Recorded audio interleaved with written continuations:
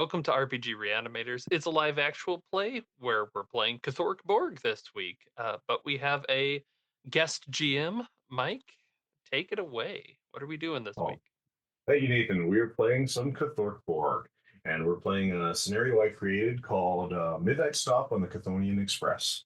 And with that, let's dive in. We had a quick chat about who all of our characters are this morning already, but I think we'll introduce them now. Our scene's going to start. It's late night on a train, as it's all of you are trying to escape something or get away from something or go on to something new. You're traveling from the East Coast far to the West Coast. You bought a ticket on a train to take you to San Cassandra. And sometime late yesterday afternoon, you got on this train and it started moving. By nighttime, you'd retired to your solitary cabin, and each of you have been sleeping. So we're going to go from cabin to cabin and introduce you. Your dreams have been wild tonight. You're thinking about all the things you're leaving behind. You're thinking about everything you're running from or looking for. And so, as you introduce your character, I'm going to have you tell me a little bit about your background and how it manifests in your nightmares that you're having. And with that, um, who would like to go first? I'll start since I talked Okay, yeah. last before this. So Porthos Delaplace is a pretty big guy. He's very tall and kind of wide. Doesn't have necessarily a lot of visible like muscle on him. He's just big. And he's lying there and you see there's like a trickle of water out the side of his mouth as he's dreaming about the night he had to leave, as he's hurriedly throwing clothes, whatnot, in a briefcase that you can see as a like a layer of dirt within it. And there's shouts outside his windows, and it seems almost like there's probably like a professor there and maybe like a dock worker of some kind, and they're holding up like these strange symbols and whatnot and shouting about how we can't let them get away, he's tainted, uh, as Porthos slips out the back window and starts to run for the train station. Okay, so I'll have you will add on one quick thought. So, what do you think is kind of the climax of the dream as suddenly the train moving jerks you awake? I think he gets to the station, and in place of the train, there's just this giant tree that he's seen before that kind of cracks open like a doorway.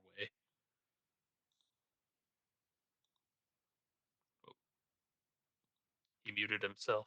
Oh, I muted myself. Sorry. Yeah, and as that happens, you feel your whole body shake as the train suddenly lurches forward, and you have that brief kind of panic and confusion, wondering what's going on, and realizing that for some reason the train must have been stopped for a moment, or something must have been going on. You have that kind of dim memory throughout your dream of hearing clangs and bangs and things moving around for kind of underneath as a kind of background layer of sound in your dream.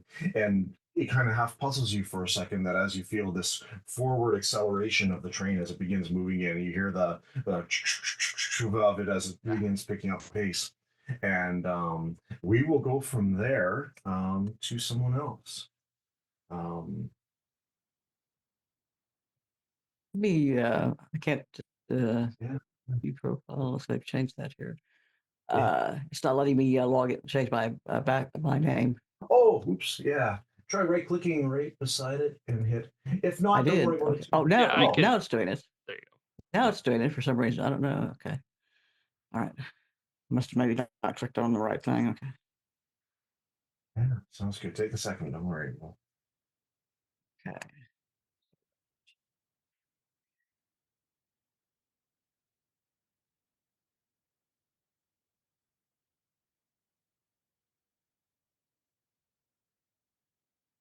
So, Oh, there you go. Okay.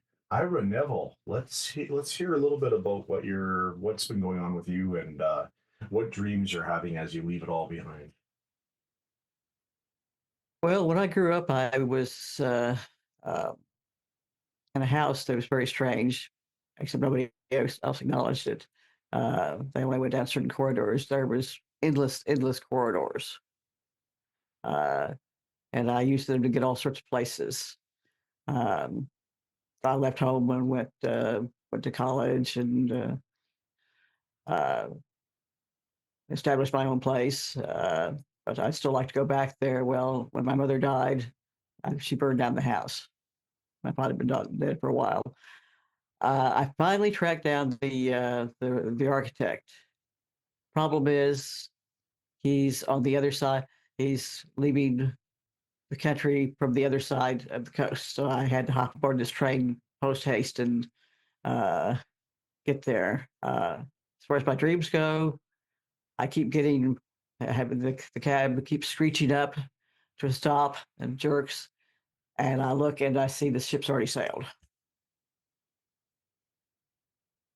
Exceptional. Oh my gosh. Yes, you might be too late. For all you know, they could have already taken off for the other side of the world. And would you ever catch up to them then?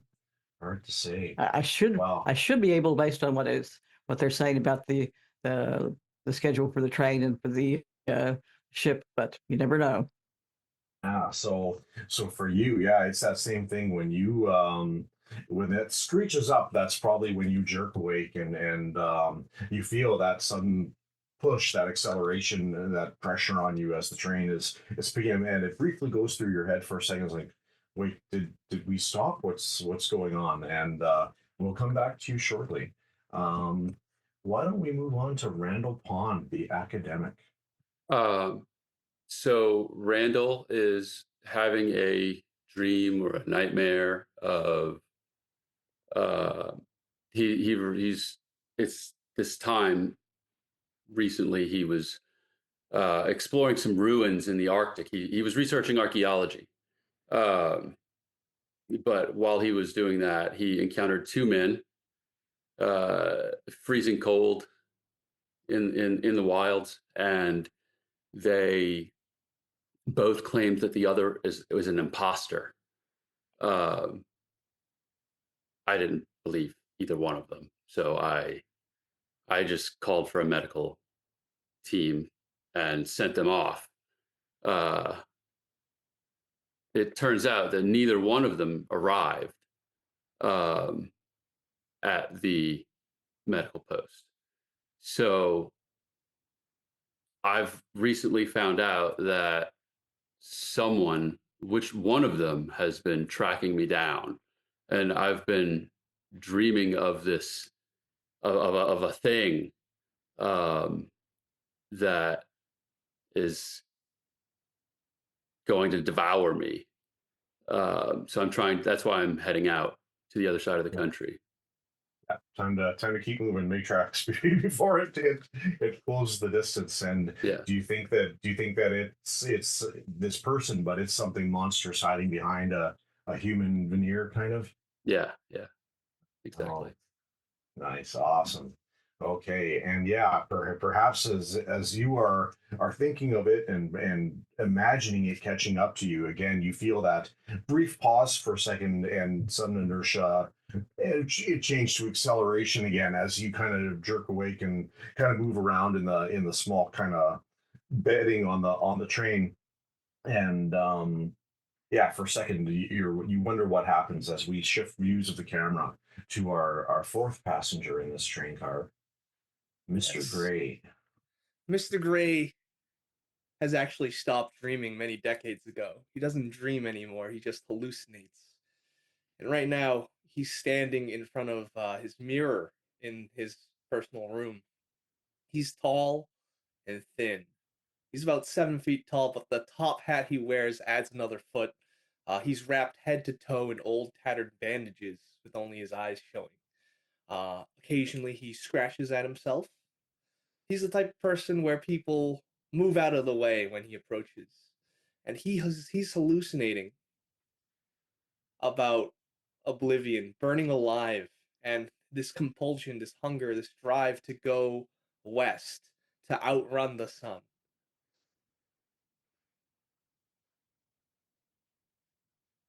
And is there any fear left in him or anything that can be carried away into a quick moment as perhaps he's not as in control of his thoughts for a moment, perhaps they go sideways for a second as he kind of jerks to awareness. Yeah. I think at the end of the day, what he fears is people. Interesting. Okay, I'm writing that down. Don't be worried that I'm writing all this stuff down, you guys. Okay, and so on that note, we've checked in with each of you. So I'm curious as the train is getting moving and picking up speed. If any of you are doing anything other than going back to sleep. Uh, What are we seeing outside the window? Is it Yeah. day, night? So as you kind of sit up and move over to the window, and it's got a kind of shutter down, and you push it open, you see that it is night outside. There appears to be a fairly full moon in the sky, but you can't see it, but you can see the light from it, and you can see a vast plain around that the train is moving from. It's possible that looking far to your right, you can see maybe in the distance some kind of settlement or something that the train is leaving from. But in the distance, you see steps, or sort of steeps and kind of cliff edges. Um, you have paused for a second, perhaps being a little bit surprised that the train has come this far south. Maybe if you're not mistaken, you are somewhere very near the south central part of the country, but it's almost too far for the train to have gone already. Mm. You can see Yeah, hard, cracked ground passing by very quick on the sides of the train. yeah. I think just looking out, Porthos is gonna see that this dryness, and he's kind of feeling parched, and he realizes he doesn't have any water, so he's gonna go seek out a drink cart, like the dining area.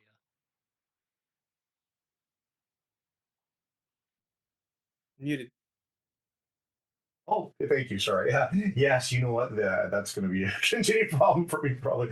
Yeah. You're able to step out into the hallway outside this. You're in a sleeper car. There's probably about 8 other apartments in there along with you, and you know there's a few other sleeper cars before you get to the dining car. How about anyone else? Uh, Mr. Gray, I'd like to walk out as well. This is the middle of the night. No one's Yeah. around, so I'd be comfortable They're very with yeah, yeah. stretching my long legs. Okay. In that case, Porthos, you probably step out of your room before you Just hear make just eye maybe. contact. Yes, exactly. We've got a good idea. So how do you think the two of you react to each other? It's possible maybe you saw each other in passing getting on the train, but certainly no one's officially met yet. I think it'd be kind of funny if there was just like instant recognition and just a head nod. Yeah, yeah. Because I mean, You don't Porthos ask questions. smells. Yeah, he Yeah. smells awful. It just reeks through the whole hallway. It's like a swamp. So yeah, looking up for once in his life, he's going, mm, Uh, oh, must exceptional. feed. Ira, how about Hmm. you? Well, I look at my watch, pocket watch. It's like, what time is it? It appears to be just a little bit after midnight. Midnight. It's gonna be a while before I get back to sleep. I'm gonna go to the dining car. Maybe Yeah, get me makes a sense. hot toddy. Yeah, sounds good. And how about Randall? Yeah, Randall is going to go looking for a drink. Yeah, sounds good. And yeah, it's over the course of maybe a few minutes, all of you slowly find yourself outside in the hallway. And does anyone have any stark reactions to seeing your newfound companions? I think that Randall is just very interested in this. Like he's seen some wild stuff. He's studied some crazy things. Um, so he's just kind of intrigued to see these two Yeah. obviously different, we'll say. You're just having a waking nightmare. Eve. None of this happened. Yeah, and you know what? Perhaps at the moment, maybe the whole thing does have a little bit of a dreamlike aspect to it for the more human three, especially that as you stand in this dark train car, and all of you essentially seem to be headed kind of towards the same destination. You end up kind of grouping together and moving through, and Mhm. you step into from your train car, and in between the train cars. You don't immediately remember this from the previous night, but it's almost like a hooded canopy over from train car to train car. A little bit more of the noise comes through here, but there is kind of that joint there to allow the train to make turns and stuff like that. Mhm. You're standing on kind of there's a metal floor with those little grippy type things on it, and you can see Mhm. some screw holes in the bottom of it as well.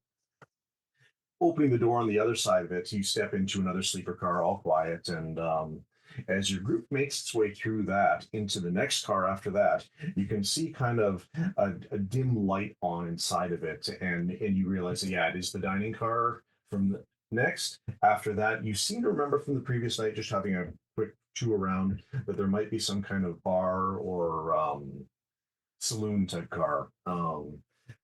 Yeah, and on that note, the door opens and the four of you step into the dining car. You can see there's tables set up to either side of you. They're kind of in booths. At the far end, you can see there's a little alcove where, if you're not mistaken, it looks like there's a light on that's kind of dimmed that you can. There's just kind of small lights running along the sides of the interior near the ceiling of the car. And the four of you are standing there for just a second before you see a woman come out from the room, and she's kind of dressed in the garb of the employees of the train. Thinking back, you seem to remember being introduced to her as Alice the night before, and she just says, "Good evening, passengers. Are you all okay?" Just a bit of a bad dream. Thought I would have myself put on a nightcap and then get back to bed. Oh, absolutely. Yes, we can see to that right away. Please have a seat. I'll talk to the cook. And yeah, maybe it seems strange for a second that she was awake and ready for you, and that the kitchen light is on. But she's after you're all seated, she comes by and says, "Well, I might as well take your orders now then, and we can get that made up for you." And she looks at Ira first. Says, "So what would you like? Coffee, Or drink?" just night, nightcap. I don't know, some sort of Small brandy? alcoholic beverage. Yeah, yeah, Small brandy. absolutely. Yeah, there we go. Yeah, yeah, okay. Uh, and I'll take a chance to look over. Take a look over at our two more unusual uh, companions and just kind of raise an eyebrow for a second, and then go Yeah. back to acting like everything's normal. It's not polite to stare. Perhaps to your surprisement, instead of what you might take as her normal course through, she almost doesn't even seem to make any difference between Mr. Gray and the others, and simply turns to Mr. Gray next and says, "And what will you have, sir?" I guess I'll just stare at her until she leaves me alone. Uh, and you stare at her, and she stares back at you for just long enough that everyone else has this awkward silence before she turns to look at Randall. Um, I'm gonna shrug at what's going on around me, and I'm gonna ask for a gin and tonic. Gin and tonic, okay. Yeah. Okay. And finally, she turns to Porthos. Water jug. A water jug? Okay. Water jug. And if like um, if he opens his mouth, his teeth are all like askew and his gums are black. It's rough to oh look at. no. Yeah, yeah. And do you think there's ever times when you deal with people and you see them recoil, and do you think Porthos takes a little bit of joy in that sometimes, or is it more like something that like he feels bad about, You know, I or think oblivious entirely? his social standing is pretty low and his Oh stability's no. not looking so great either. So I think, yeah, it maybe hurts a little. It hurts a little. Yeah. Oh. He remembers the times where people used to just treat him normally. Yeah. And then perhaps it's a weird surprise when she does in fact treat you normally, and you see almost zero reaction from her whatsoever, and that recoil that you've almost trained yourself to expect doesn't happen, and she disappears back into the kitchen, leaving the four of you at a booth. So I'm interested to hear who's sitting with who actually. Randall, I think, is probably not going to sit next to Mr. Gray, but Porthos, he doesn't mind the smell too much, so he's going to sit next to you. Sir, you. Good service. I'll. By the way, I'm uh, here. It looks like you could use the water a little more than I had. I'm more than I could right now. So Oh God. Just starts going down, dribbling down. The smell intensifies. Ugh. As this happens, you feel the train just shift for a second. You have that idea that you're on a bit of an incline now. And you all realize that the train is moving very, very, very fast.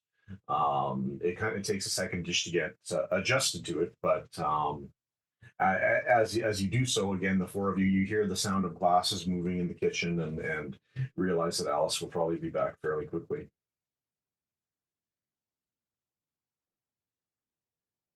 Do you know that guy, the scary one? I know. I mean, you're not scary. He just turns and looks at Mr. Gray. Bandage man. Jesus. Tall. Ira, I'm sorry, ma'am. Call me no, Mr. Gray. Well, Mister, right? I've been I'm out here just to stretch my legs. I see. I am what what I don't even know what to ask you. What are you, sir? Rude. I'm gonna stand up it's and not polite. I'll tower over you 7 feet, and then I'm gonna walk away. Oh, Because I'm Ooh. actually gonna go into the I'd like to go into a sleeper car because I do want to drink. Yeah, absolutely. Um, and yeah, so as you do so, you hear a small trolley cart moving up the aisle, and Alice is leaning over and passing the drinks to the others. And so, oh, Mr. Gray, before you leave, the cook managed to put together something for you. For And me, and she actually passes you, unworthy as the others. All there's you can see a large jug of water and then two cocktail glasses.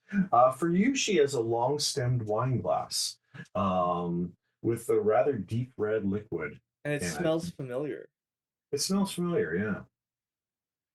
Okay, then I'll be a little surprised, but I'll take. I can't resist. Yeah. I can't resist at all. So I'll find some corner to Yeah. And you can to still mangle you this. absolutely. You are still absolutely can go back into the sleeper as well. I mean, this is probably maybe a 6 ounce cup. I mean, I'm Yeah, not sure. I'm not sure how much you how great is your appetite at times, but 6 ounces couldn't possibly be enough. yeah, that's a But start. yeah, I'll find the corner, right? Make sure no one's watching. Yeah. The cups. I'll put the wine glass in the corner and like maybe pull aside a bandage, and proboscis comes out. I'll suck that shit up. Fantastic! Oh my god, you have your own built-in straw. Yeah, Has it's it the handy. others. The others can hear that sound when you get to the bottom of the glass, and it's like, Oh yeah, like but so it's sorry, but quick. yeah, Whoa. and it's exactly what sates your appetite. It's thick and it's filled with iron, and yeah, you almost feel a little bit of it spread across your lips, and where it touches you, it feels good. And So I it's guess that's really horrifying because when you turn around, you see just some red on the bandage where the mouth is. But I'm feeling a lot more sociable now. I'll sit back yes. down and maybe have a conversation. Okay. I was just a little hangry. Exceptional. Okay, and the other three of you have probably barely touched your drinks when Mr. Gray smoothly slides back into the booth.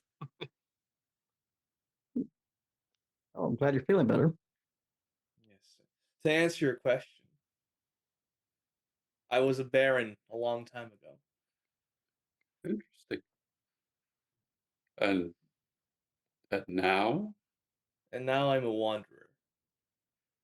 I see. Quite interesting. And you Very. see the fucking blood just just a little Oh bit. God, it is blood. I don't know. Oh, I have to replace the Tomato bandages. juice. I was inflicted with some kind of leprosy.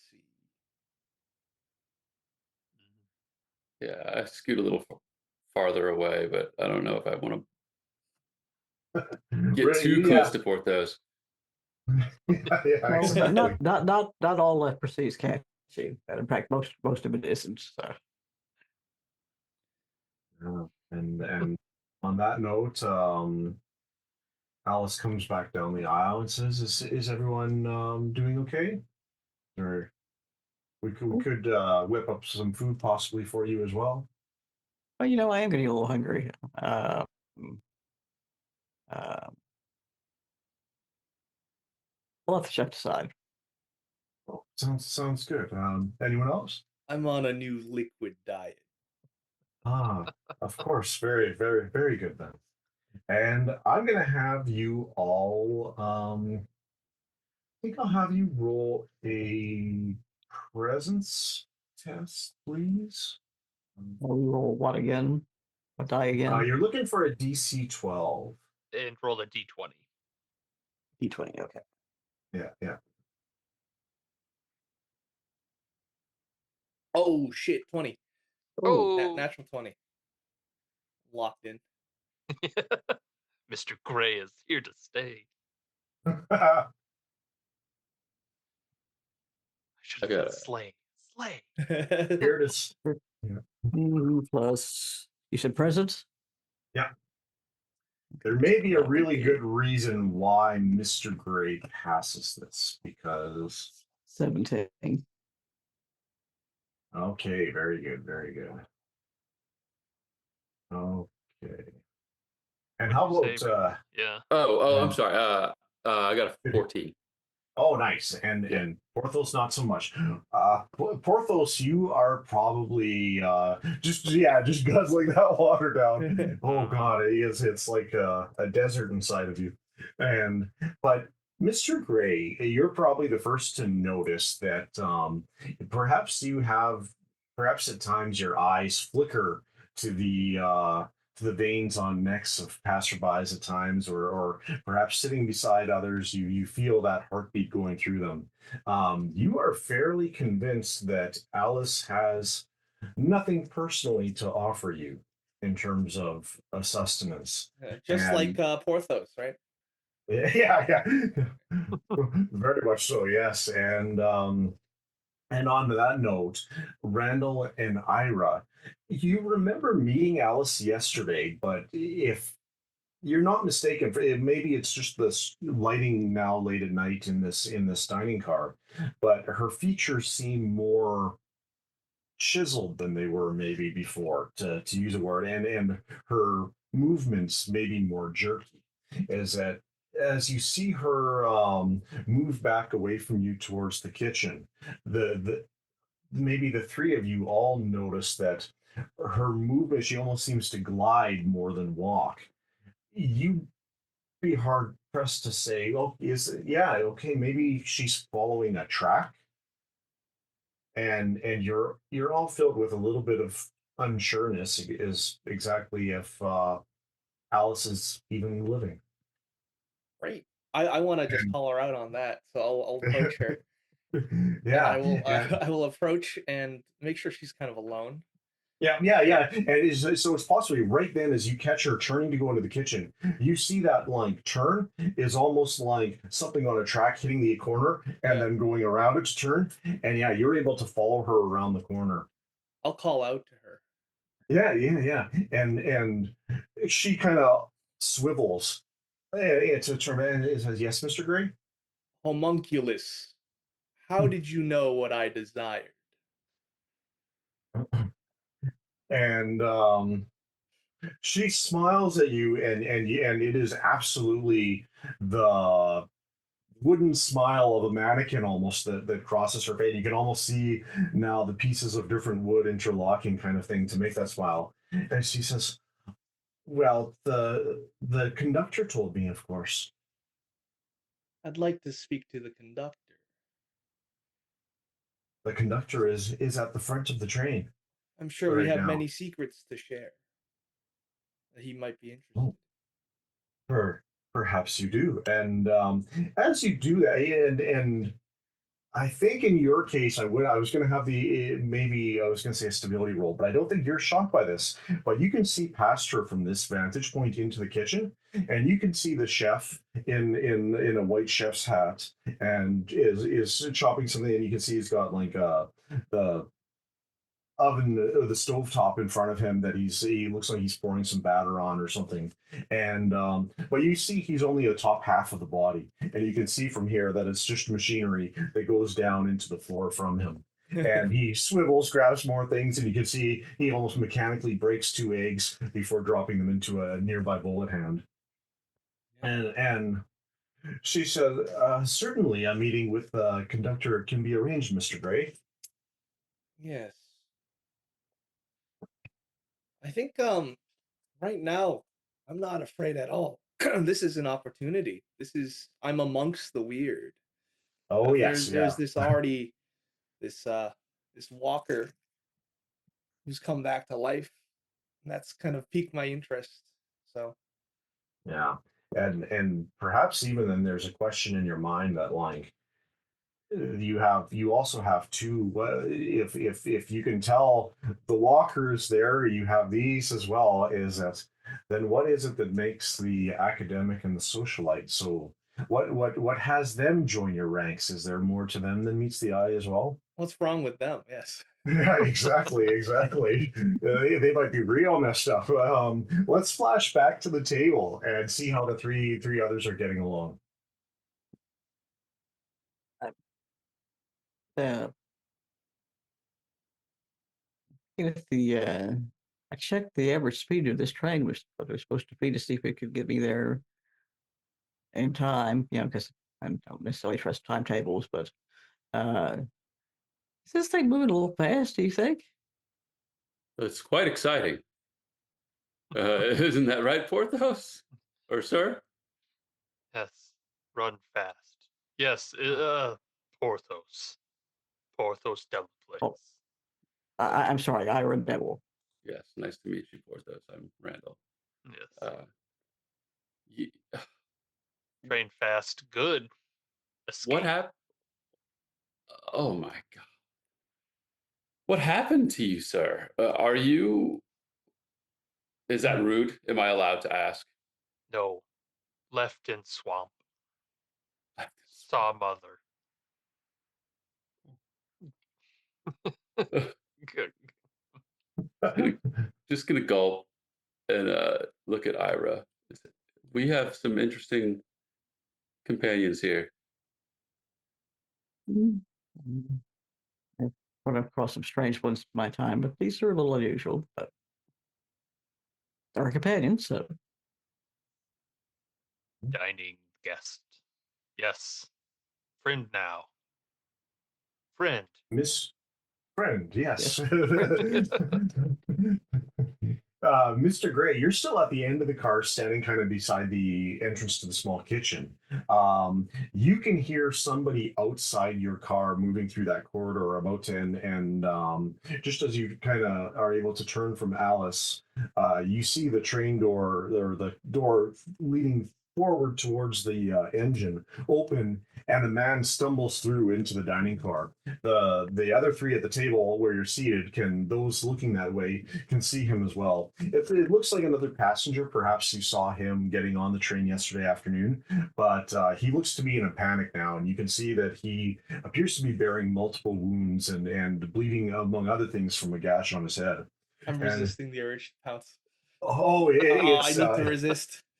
that coppery iron smell reaches out to you. It's like perfume almost. And but the man takes again almost to show the desperateness of his situation. He takes no notice of Mr. Gray and stumbles past and is halfway down the train car towards the rest of you, and is panicking, saying, they're gonna kill me. They're gonna get me. Run! You guys gotta run! What? Who? I I never could imagine that disturbing their nest. That oh my God, that they'd find me here. And Mr. Gray, you can hear something coming from the. He left that door open behind him, and you can hear. You can't quite see around the corner into the passage to the next train car, but something buzzing is coming from it, and it's like that, but quite a bit deeper and quite a bit louder. And the man reaches the table that the three of you are at and kind of trips over the trolley cart still off to the side and kind of stumbles and catches against the chair where Randall sits. Could you repeat what you said? I'm sorry. Oh, last bit, the the man's last kind of sentence. tripped and just staggers to right beside where you're seated. Oh, okay. Sir, what exactly? What happened? Who did this? What sort of nest did you disturb? I don't know what they are, but my buddies and I we were out years ago, and we found a nest of them, and we used dynamite. I thought that'd be the last of it. And as he's muttering this, you see a creature step into the train car, Mr. Gray. It's only feet away from you, and it is insectoid. It has deep wings folded back behind it. If we were playing other games, you perhaps the name Migo would come to mind, but in this case, it's just a chitinous mushroom like creature that stomps through it. You can see every once in a while its wings begin to flutter and pull it, and it moves up just enough to hit the top of the train car, and then it drops back down to the floor again. It seems to be carrying some kind of bizarre weapon in its arms that you can barely it's close enough to your concepts of a gun, but you can see it raises towards the man, and if you guys want we can roll initiative. Yeah, okay. Let's do it. And at the moment you're not even necessarily sure if you need to partake in this or not, so that's certainly an option as well. So yeah, so I'll have one of you, whoever you want, roll a d6, and I think on 4 to 6, we'll have Fury, the four of you react first. See Randall moving. I gotta get a die out of my bag. Oh, all right, I got one. Yeah. I got a 4. Okay, and I rolled for the gentleman. He rolled high as well. So yeah, you guys are going to start first. You can see this creature raise this weapon, and the four of you can act in any order you'd like. All right. I'll make it easy. I don't do anything because even Yeah. though this insectoid creature it is not my kin, but I am curious to see what it is going to do. Yeah, absolutely. It's not even as tall as you. Actually, it's still a good foot shorter than you, and maybe for some reason that's a bit comforting. It is strange. Is that perhaps you've heard folk tales of creatures like this before, but never This one. train is a real freak show. This train is a real damn freak show. But yeah, who's next?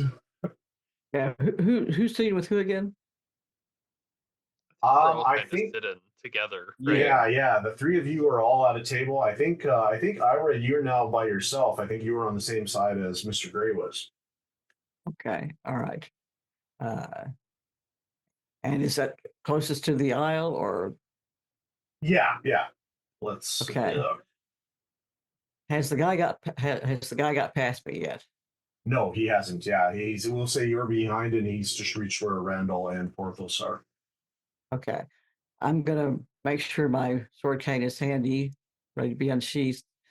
But if it looks like that guy's going to whatever that thing or whatever is going to fire, I'm gonna stick out to my leg to trip him so he falls and it goes past. Nice. Okay. Okay. Sounds good. So you're gonna trick the creature if you can, or No, trick the I'm gonna man. trip him. Trip Oh, the trick man, the. and because Yeah. I figure if he fires that thing, it's faster. That guy cannot run it. So, but maybe he can fall out of the way. Oh, I love it. So yeah. Okay, yeah, I like it. And so if that's the case, I'm gonna. You know what? Give me an attack roll. I was gonna roll it, but I'll let you roll. And rather than strength, I'm gonna have you add your agility bonus to it, just to see if you can place it. You're not really trying to hurt the guy, but you're gonna see if you can put it so that you time it just so he falls and misses the blast Yeah, of this gun. Ooh, I like that, Leslie. Very good. that's gonna be 12. Yeah, and with that, and everything's happening at once, and you see the man's eyes open up wide with shock as he flips forward onto his front. You hear the energy weapon from further down the car just begin to fire at the same time. As this is happening, what are Porthos and Randall doing? Randall, go ahead. Yeah, I think I'm gonna. So this creature, it looks obviously aggressive, right? Like Yeah, it's yeah. yeah. I'm just And gonna it's and utterly alien. You've never seen. Again, perhaps there are mystical texts back at the university that yeah. you've read about the possibility of extraterrestrial life, but yeah, Never quite this seen one of these before, but it's an abomination. I'm gonna draw my I believe it's a revolver, and I'm just gonna fire at it. Yes. That is not a success. Okay, now remember that you do have omens if that can help you. It Use an allows me to omen. re-roll, correct? It'll let you re-roll. It'll also, if you're close to it, it'll also drop the DR by 4, I think, correct? Yeah. I Yeah. rolled a 6, so I would need to re-roll. Yeah, and your choice. There's certainly no pressure at this point to start spending the Spending omens. them, yeah. It's up to you if you do. So, But we have It's 5. 5, right? yeah, you have 5. Yeah, Yeah, so I'll spend 1 yeah. Let's do and it. re-roll. And that still is not a success. So Dang. I pulled out my revolver and I tried to do something really cool that I'd heard of. Try to just fire at the hip without aiming, really. And yeah, I'm just a big nerd and I can't do it. I miss. No worries. So, out of curiosity, what did you roll? Because I'll tell you, I rolled an 8. my personal Cthork Borg strategy is that when you spend an omen and you still fail, you spend another omen and then fail again and then spend another omen and then Oh, just continue. I Yeah. rolled an 8, Yeah, so I could succeed with I seem another to omen, recall right? that. Yeah. yeah. I mean, so yeah. If you dropped an omen, you could turn an 8 into a success. But I do think if you want to, I don't think it's bad if you miss either. You know what? I'm doing it. That's it. You Nice. convinced me. Yeah. Okay, sounds good. In that case, you'll hit this creature. So you hear splat. Give me a roll of damage for your gun then. All right, that is a D8 plus 1. Yeah. Let me grab my D8 real quick. I got one right here. I forgot to grab these things. Here we go. 5 damage. 5 damage. Okay, sounds good. You notice right away, and perhaps Mr. Gray hears it best, as this bullet impacts the creature. That hard shell armor on it seems to absorb some of it, but you still do see a little spray of ichor come out from it where he got it. And from there, yeah, let's turn to Porthos. Porthos hears the firing, and he Yeah. hears this thing chittering, and he just there's for once a light behind his eyes. Leave! You leave mother alone! And he just stands up and goes with his hands to try and grab this thing. Oh my gosh, I love it. Yes, yeah. Give me the train car's not too large, so yeah, you're able to close the distance quickly. It's fired. You feel and it's aiming at this man. The shot goes by as you stand. It barely misses you. The man's dropped to the floor thanks to Ira tripping him, and you hear it just sizzle as it hits the far wall. You cry, so I'll have you roll to crash into him. All right. That is.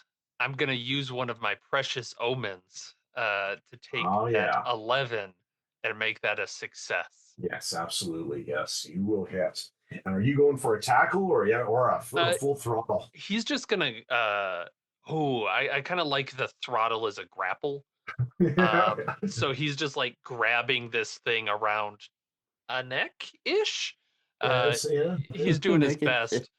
Um, and I'll do it as a grapple, but I still, thanks to a specialty of the Hangman of Mortal Grasp, it still deals a damage bypassing armor as Oh, he's perfect. just Bypassing armor, crushing. ideal. Yeah, Yep, yep. Great strategy. I love it. Yes. Yeah, roll me some damage then. leave her alone. Other than that, it just does one other damage. Okay. It's still an Yep, unarmed attack. yep, yep, absolutely. I mean, if Porthos is attacking, I gotta back my homie up. Yeah, yeah, yeah, yeah, yeah. You know what? I think there's still we its round was to fire at the man and miss. Next round it will be starting to target you guys now. So I think if you're comfortable, Alex, we can just call this the start of round two now and have you act first if you want. I'm extremely comfortable. Yeah. Okay. So Sounds I'll good. In like that case, stalk my way over to both of them on the yeah, floor. it's mere steps from you. Yeah, yeah, it's Yeah, close. and I do have a cane, which is actually a sword cane. Sick. So I'll just try and jam it into this thing's neck Yeah, absolutely. Roll to hit. with pleasure. 14. 14 hits, and you can see as Porthos is wrestling with it and grasping it, you see he's pushing the thing's head up, and it gives you the perfect area to slide your sword cane in. Nice. And it goes in like a hot knife through butter. We'll see. Oh, yeah. 3 damage plus 1 bleed. Okay, okay, okay. I gotta make sure I note that. Sounds good.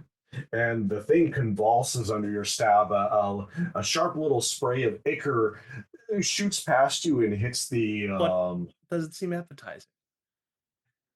I Oh, don't think so. I Probably don't think not. so. Yeah, probably not. They're telling you maybe your eyes drift to where its ichor has splattered against one of the upholstered seats of one of the things, and you see the kind of green and yellow mess just slowly kind of run down it, kind of congealing as it does. Um, let's move to since Porthos is right there. Let's hit Porthos next because you're right. You see this. You're holding it by the neck and see the sword cane cut through. I hope you are not the conductor. yeah, and he's just He like, doesn't. Came from the wrong direction. yeah. Go ahead, Mike.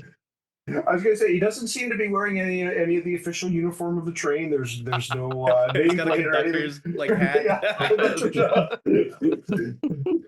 No, Yeah. nothing to worry about. I like it. Porthos is just like bashing this thing up and down. He's just like a dog with Like a a rag doll. cartoon. Yeah. Yes. Leave You know mother what? alone, singing too loud as he's slamming this thing around. He Yeah. does hit a 12 on his Oh yes. attack Okay. and Yes. Yeah. Roll me some does damage. 3 damage. One of that is bypassing armor. One. Okay. Yeah. Yeah. Yeah. Okay. Okay, and you see one of the kind of stiff antennae on its head snap off as you hit against the chairs of one of the seats, and the thing is fighting back, but it's getting the worst of it for sure. How about Ira and Randall? Okay. Porthos, you're in front of the creature, right? Yeah, or on top of Okay. it. Yeah, he's dragging it around. Yeah. Yeah. Okay. Well, I'm going to try to like get say like maybe a wing joint and slip my cane in between wing joints there. Oh yeah, that sounds painful.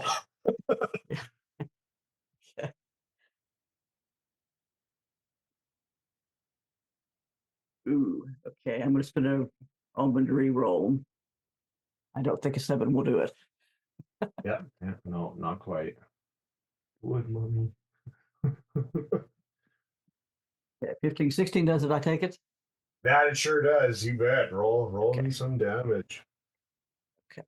All right. Let's see here. Let's just do it again. All right. So that does.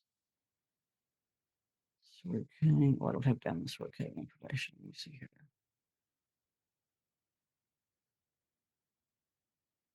Sword King, die 6 damage and 1 bleed when drawn. Yes, Okay. and we already have. And that's the first time I've heard of it, so that's good. Okay.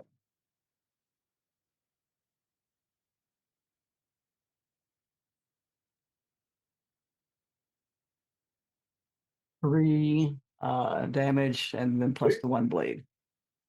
Yes. And yes, and from its back, another jet of ichor spurts out. Randall, you can see your Um, companions have surrounded this thing on all sides and are just tearing it apart. I'm gonna look down at my gun, put it away, and I guess join the fray and pull out my sword cane too. Hey, yo, let's go. This is sword cane crew, and I'll just like poke. Yes. Yeah, give me a roll. Let's see. And I feel like the bleed is more effective for me than the damage itself. Oh. But I rolled a 4, so I miss. You miss, and yeah, I think your blade sticks through the upholstered chair beside you of one of the booths, and you quickly pull out a little bit of fluff comes out of it. The creature is still stirring around, and it's going to go try to open its mandibles and clutch back around Porthos, I think. So Porthos, I'm going to have you roll agility and just try to squirm away from. Let me see.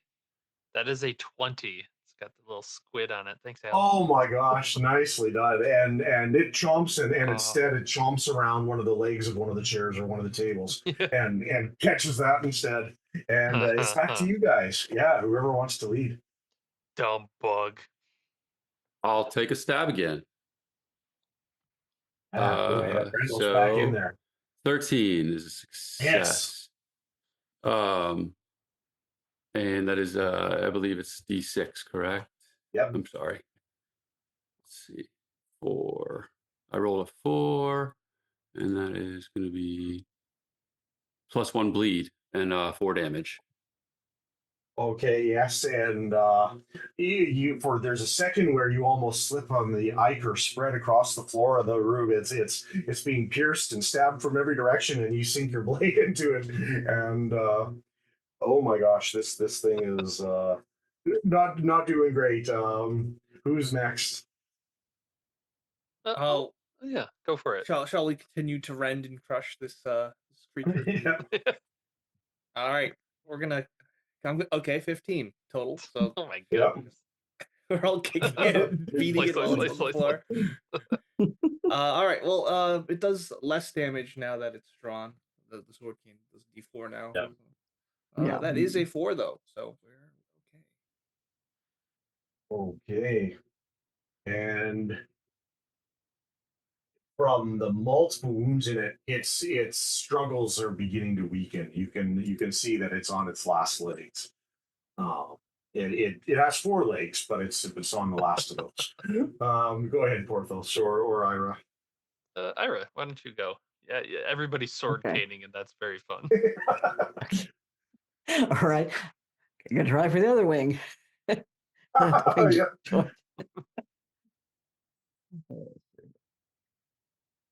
See the translucent wings that it has under these big stalks are becoming 17. brittle and snapping. Oh, 19, did you say? No, 17. Oh, still good, still good. Roll some damage. Okay, so since I can't find my foresighter, I'll have to use the F here. Okay, 2. 2. Okay, yeah. Give me a second to roll my little.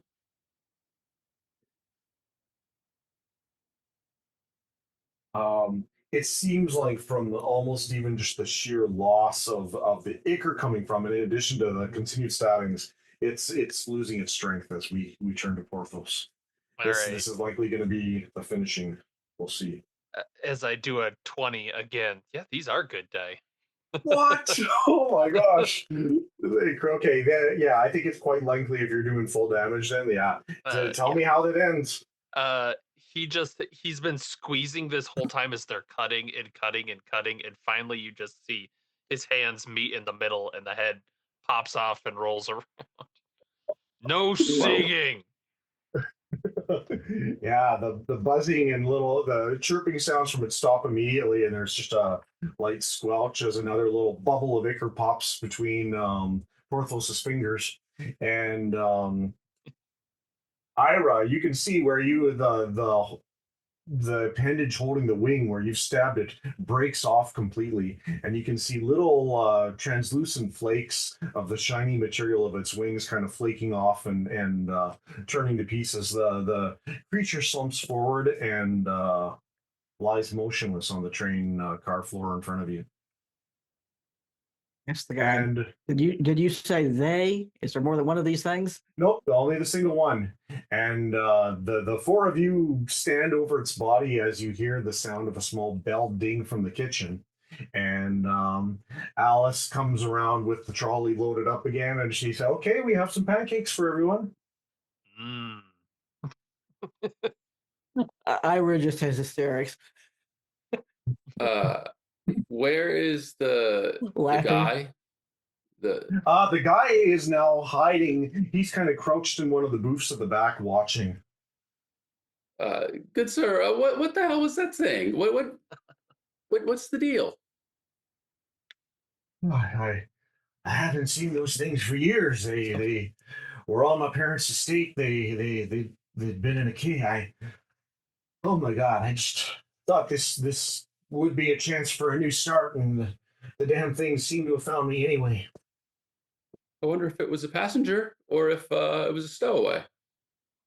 Seemed to allow Ah, anyone on this train in a good ah, way. In a good way. Oh, Yeah, 'cause- What say?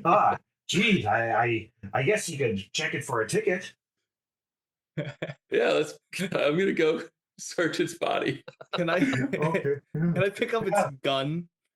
Yeah, and Oh.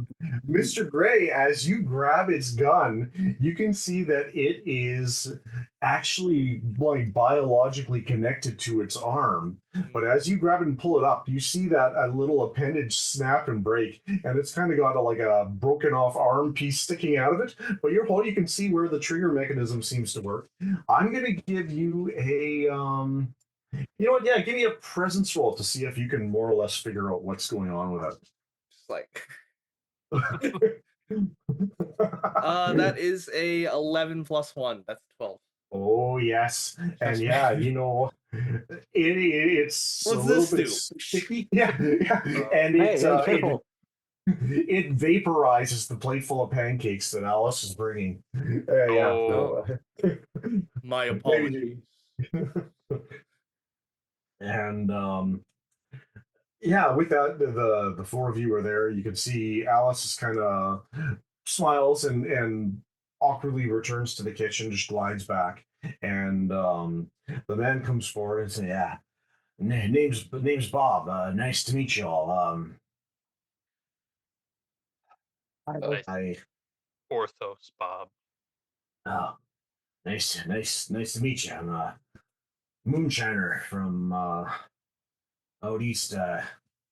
You guys, there's something real fucking weird going on this train. I don't know if we want to try to jump off the back. I was thinking of trying to get to the caboose and the four of you could probably tell at the speed the train is going that might not be too smooth of a landing. But on that note, looking out the windows, you can see around there. I think that's caboose is very funny. Seeing out the windows, you can see that you're in a very mountainous region now. You're not sure exactly where you are. Slow Yeah, I don't train think that's a first. smart idea. Mr. Bob. If we were to jump, we'd be stuck in the middle of nowhere. Well, I guess you got a point, but that sleeping car up ahead, there ain't nobody left alive in it. Something tore them all apart. Unlucky. tore them apart. Well, Should we go and check it out? And is that the way Uh, towards the conductor? That would be the way All right, towards then the I trunk on gotta the go. train. I am I asked compelled. the gentleman, is the the car before this one behind? Is it clear? Which direction did he come from? Oh, he came from further up the train towards the engine, and Oh, he was trying to make his way to the back of the train. okay. But it sounds like he was only a car or two ahead. And he says, "Well, there's the lounge car ahead. I thought I'd go in there, but when I saw that damn creature coming at me again, my God, we spent days dynamiting every possible entrance to those caves. How could it find me here?" Uh, Uh, Porthos just to lean over and take like a sniff of the guy. Yeah. Smells you. Somebody wanna come with me? I think we shouldn't split up too much. I want to go back and get something from my cabin. Very big Yeah. gun. You can hear that Mr. Gray is anxious to go to keep moving ahead, but It won't take but just a minute. Ira, Ira mentions he said a very big gun. Oh, that A very big gun. I'll go. yeah. All right. Do not take long, and I'll just stand here. Don't worry. Yeah. I think I'll accompany you two. I don't know if I want to be alone with Mr. Gray. It's safe. Is Mister. Ah, you have a good point. He is a gentleman. I saw the hat. I'll change my mind. I'll turn around and take the opportunity to get some quality time with the bandaged man, the leper. Yes, yes. Oh well. And so the other two disappear from the cart. Alice comes back around to greet you two and says, "And will that be all for the two of you today?" Another glass of wine. Absolutely, Mr. Gray. I think you can just bring the tonic. Just bring the gin this time. Yeah, that sounds. And she returns back to the kitchen, and you can see there must be some kind of track or control moving along because it's almost like the body of the insectoid thing is almost just pushed away from her as she goes past it into the kitchen. I'll call her. I'll call over over my shoulder as I leave. It's like, and another brandy. Yeah, sounds good. Okay, and What is your story, Rand? Oh, well, I just like I study things. I'm a researcher. Archaeology. Have Uh, you delved too deep? Seen things that no one else has seen? Perhaps I shouldn't. I suppose I can. We're all friends here. Well, I've studied a few tomes. I don't know if I'd say I delved too deep. I think I'm handling myself quite well. Thank you very much. Um, but I can handle a book or two. I don't like to show off. It tends not to be pleasant for everyone involved, other than myself. So, Yes, I understand that books have a lot of power. I lost mine in a fire back in Europe. what kind of book? library. A library, yes. I have libraries of knowledge and magic. Do you have any more? No, Do you know where any more of these books could be found? I own nothing but everything I have on. I'm sorry, lost such knowledge. Yeah, and if I get the wine back, right? I'm Yeah, just gonna no, I'm she. gonna just like show the proboscis like I don't even care anymore in Yeah, front of Randall. I'm gonna like take out a little notebook and start sketching. Interesting. We're friends, right? Yes.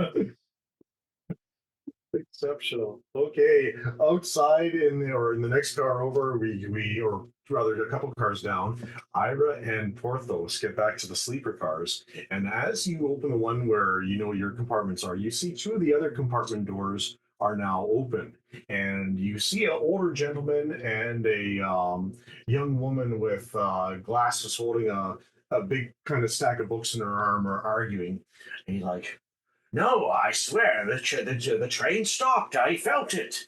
She's like, "Oh, sir, you know, I was on a train ride once where they stopped multiple times through, and one of the times was in," and she seems to be leading it on a heavy tangent pretty quickly. And they both stop when they see the two of you enter the car. And the doctor, "Oh my, that's, you awaken as well? There's Oh something yes, very strange going on this train." there is. Um, if you have any weapons, I would suggest arming yourself. I'm a doctor. I and he kind of seems a little bit taken aback by it, and the scholar looks at you as well, and she seems a bit puzzled. But they stand out of the way as you are able to get back to your compartment. They're still There was standing there in a the hallway. It's bugs wild ahead. creature loose. We dispatched it, but we're not sure what else could be on this train. Creature, really? Were you able to identify it? I've Oh seen no. strange creatures everywhere I've been, and you know there was one time, and she's kind of going through her books already and saying, and the doctor says, "I don't like the sound of this." Yes, well, okay, I'll tell it to you, but you won't believe it until you see. But it's disintegrating. Um, it was about 3 feet tall. And Had it's wings, could fly, which I didn't think you could fly at that size. Uh, um, Bug. kind of looked like a weird bug. oh, if it's okay, I'd love to accompany you, and perhaps I could make some notes on some of these things. I'm quite well traveled, you see. And the doctor's like, "Oh, Jesus Christ, we're all gonna die." Someday, hopefully not today. Mm. And so tell me, Ira, what do you pull out of your compartment that you've had along with you? A very ornate elephant gun. Oh my Finally, goodness, that is finally rifled, so I actually stand a chance of hitting something. yeah. Maybe not as Yeah, good as with a regular gun, but a chance of hitting something. yeah. And so Porthos, you see Ira come out with this this gun. It's quite impressive. Mm. Bug swatter. Was there anything Porthos needed to grab from his room? No. No. He's got his hands covered in this disintegrating juice. No. Uh, he will introduce himself as again just pointing at himself, Porthos de la Place, to the old man. Oh, Ira, I'm Sheila. Nice to meet you. Oh, hi, Ira. Oh, yes, I'm. Oh, and I just lost his name. Sheila Jorgenstern and Dr. Menius Fernie. And Good names. the the doctor seems to be rifling through a little medical bag at his side and says, "Oh man, very well then. I suppose we might as well just follow where you're headed." This way. And Porthos will just start lumber ahead. Well, thank you. So back in the main car, Mr. Gray and Randall. I forgot to mention that Bob stayed with you guys, and Bob's been listening to your story, and he's trying to do the math. He's still figuring like, okay, caboose, but you want to go to the front of the train and figuring out. Well, I don't know. You think we stand a chance? Yes. Now, I like your confidence, Mr. Gray. You see it, and he looks for a second, and he's like, "Well, I can't seem to even find my train ticket now. To tell you the truth." You were the stowaway.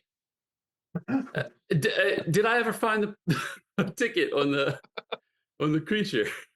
Oh yeah, you were searching. You were searching it. Yeah. No, you did not find a ticket. Um, No first class ticket. yeah. Do you want to look for your own ticket? Yeah, sure. Yeah. Give me a presence check. I'm sorry, we're a little heavy on the presence tonight, but All right. this morning. But That's a 12 plus 2, 14. okay. And yeah, you find it no problem. It turns out it's in maybe a back pocket behind your wallet. Um, give me just a second here because I have the ticket, but it does not want to appear now. What did I do? Oh, you know what? I bet you it's right there. The name changed back. That's so weird. Sorry, give me 1 second. Yes, I will drag it in right now. It's just listed as a screenshot here. So I'm dropping the ticket into the chat. Um, and as you're going, perhaps even the others have the thought, and at some point you're taking a credit of what you have on you and what you don't. And the ticket yesterday said something about Sunshine Rails, one express ticket to San Cassandra, and it definitely does not say that now.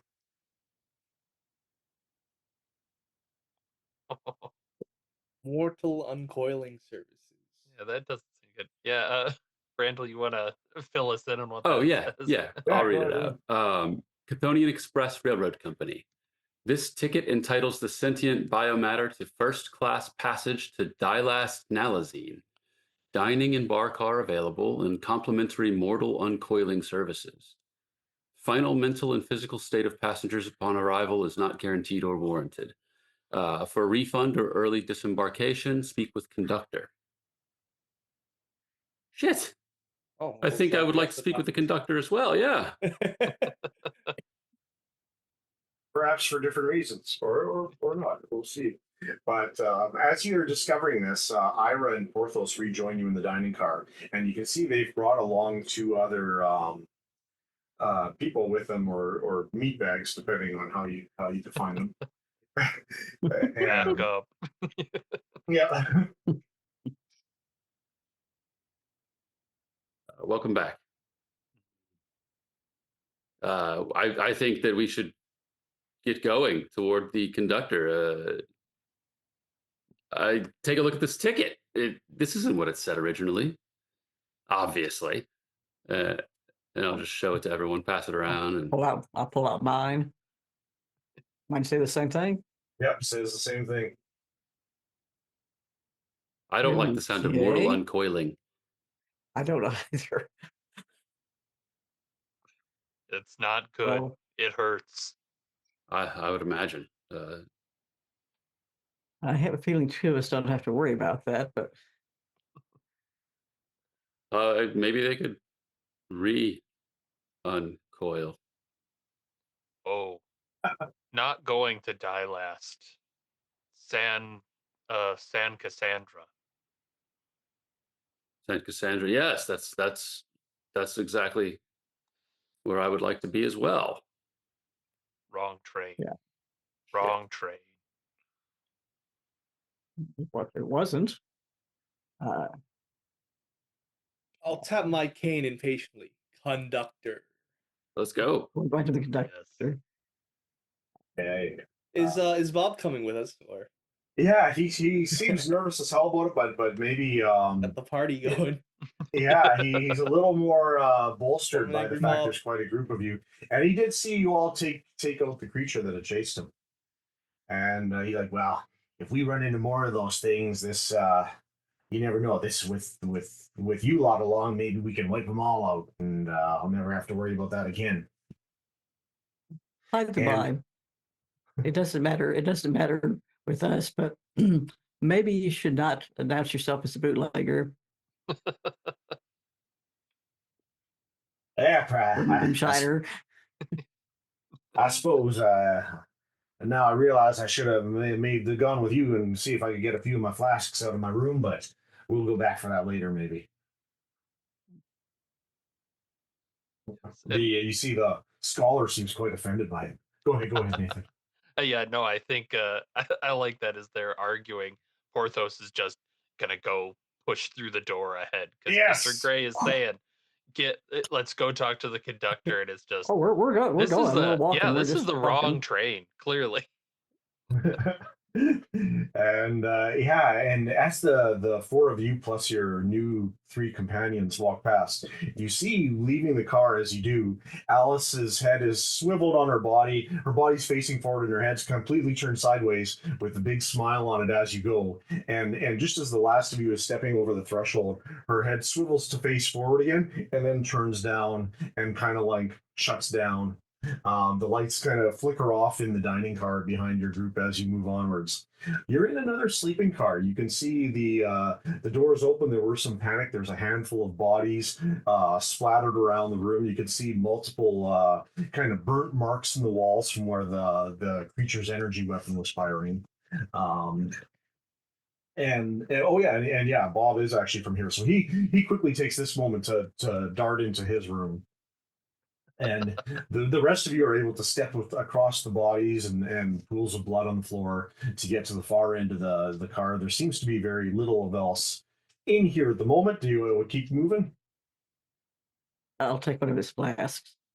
Yeah, he comes back out of his room and tosses you a flask. If you open it and sniff it or drink it, it's pretty powerful. It's pretty high proof stuff. Save that to prove if we get through this.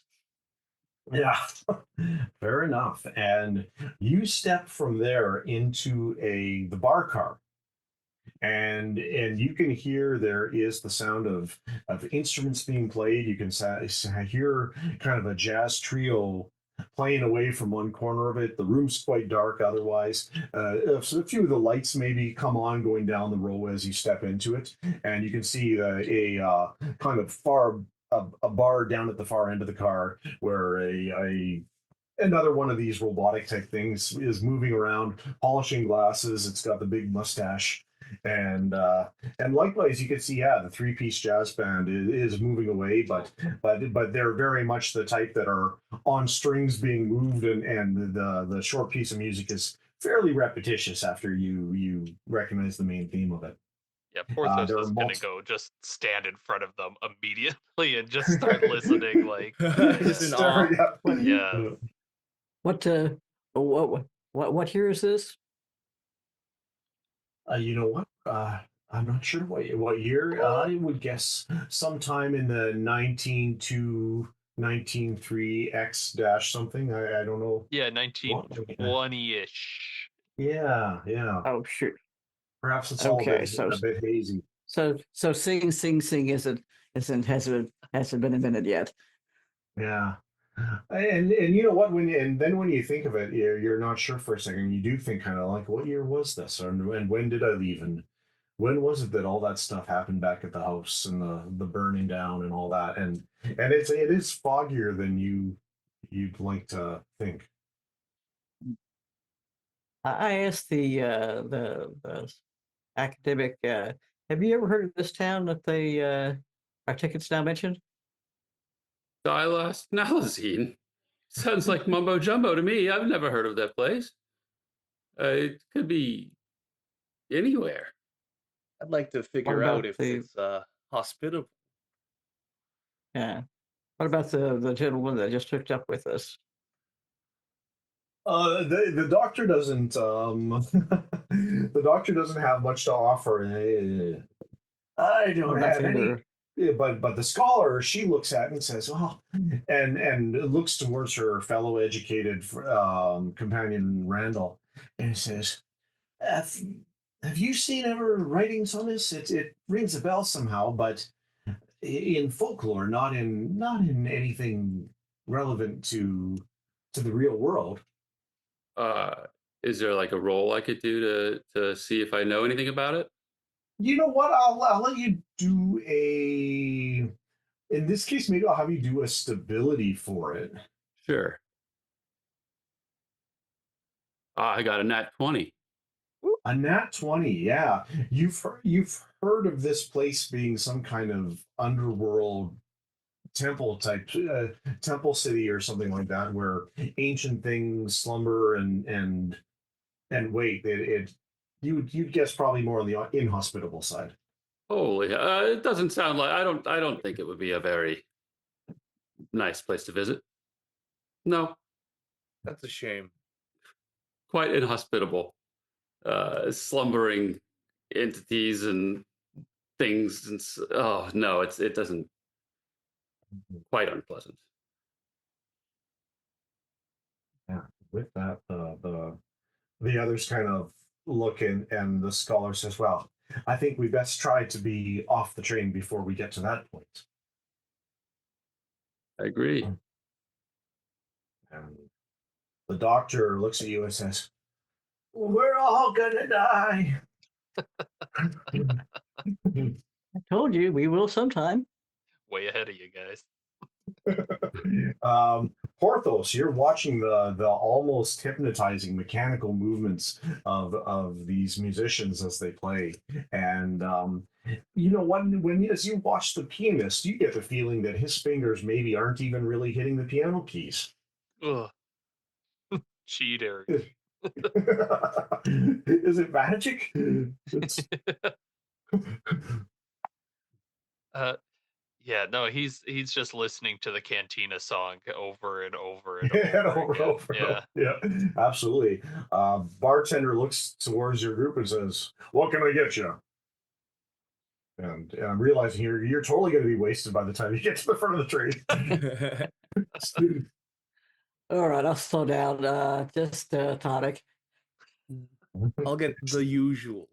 The usual. Oh yes, Mr. Gray, your usual vintage, and slides it across the table to each of you. Slurp that up. Yeah, yeah. I think the scholar, Sheila, and the doctor both do a double take watching your particular way of ingesting this this must be red wine, must be a Malbec of some type, but they're not sure. And I Randall, said you get used. You get used to it. yeah, Porthos can see that he's placed a big jug of water on the the table already for Porthos. How about Randall? I will take a gin to go, please. Another one. I'll. Yep. This is an interesting ride. I think we need it. And yeah, is there anything more you want to do in this car? If I can't think of any music from the late 1920s, all of the ones I'm thinking about are from the early 30s. But Oh, okay, One, yeah, one for road. He takes a I bunch of- think I want to hand off this this alien weapon to Randall. He's probably better Oh, off with it than I. yeah, Oh, I'll take a look at it. yeah. This It is- sticks to your hand as he hands it to you. You feel it, and there's something about the substance that it's made of that it's almost a bit foamy as it almost suctions against your palm, Randall. oh, jeez. I don't know how I'm supposed to turn pages while I'm holding. That's okay. Thank you. I appreciate it, That's Mr. Gray. This is think about taking it off. yeah. It's not like stuck to me. It's just kind of No, suctioned. no. Yeah. Yeah, Okay. yeah. It's just uncomfortable. Okay.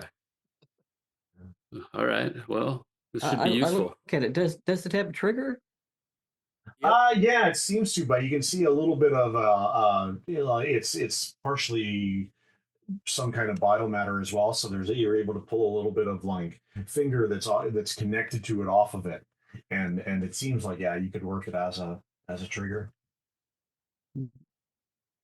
Thank you. You remember the kind of bright orangey red bolt that it shot across the room before. It's no Earth made technology, that's for sure. Well, I was wondering if it even fired the same way as a normal gun. Yeah. Yes. Well, perhaps Randall will find out soon. Yeah. Yes. Oh, conductor, right. Right. Go now. Good band.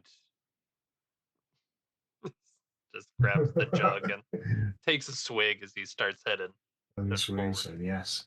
You bang through the next door into another car, and the next car is interesting. It is a little bit different than the others, and you have that brief step again as you go from one car to another. Feel that car behind you. It's kind of almost rudimentary animatronic servitor shutting down behind you as you leave the room, and the car you step into has no windows. It almost for all matters looks like a hallway, and you can see there are portraits and paintings on the walls moving down it. It is quite dark. It's pitch dark.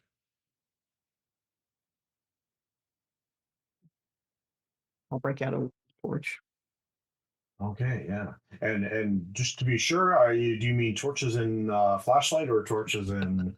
I mean, torches, flashlight. That's what they were called then. Yeah, perfect. Okay, yeah, sounds good. No, I always want to double check. So yeah, you pull a flashlight and click on, and the group of you sees this hallway goes down, and you can see almost unbelievably far down at the end of the hallway, you can see a door in the far distance.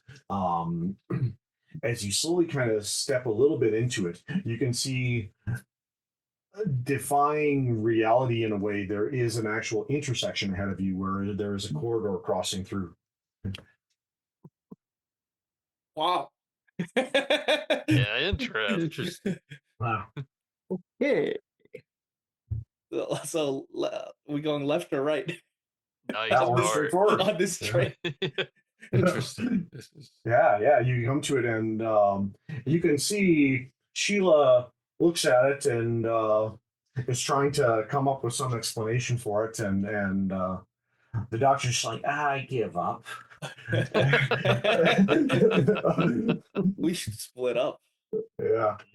You can No. see it. And the funny thing is, as that flashlight moves across the walls and flicks around, you can see these corridors moving on.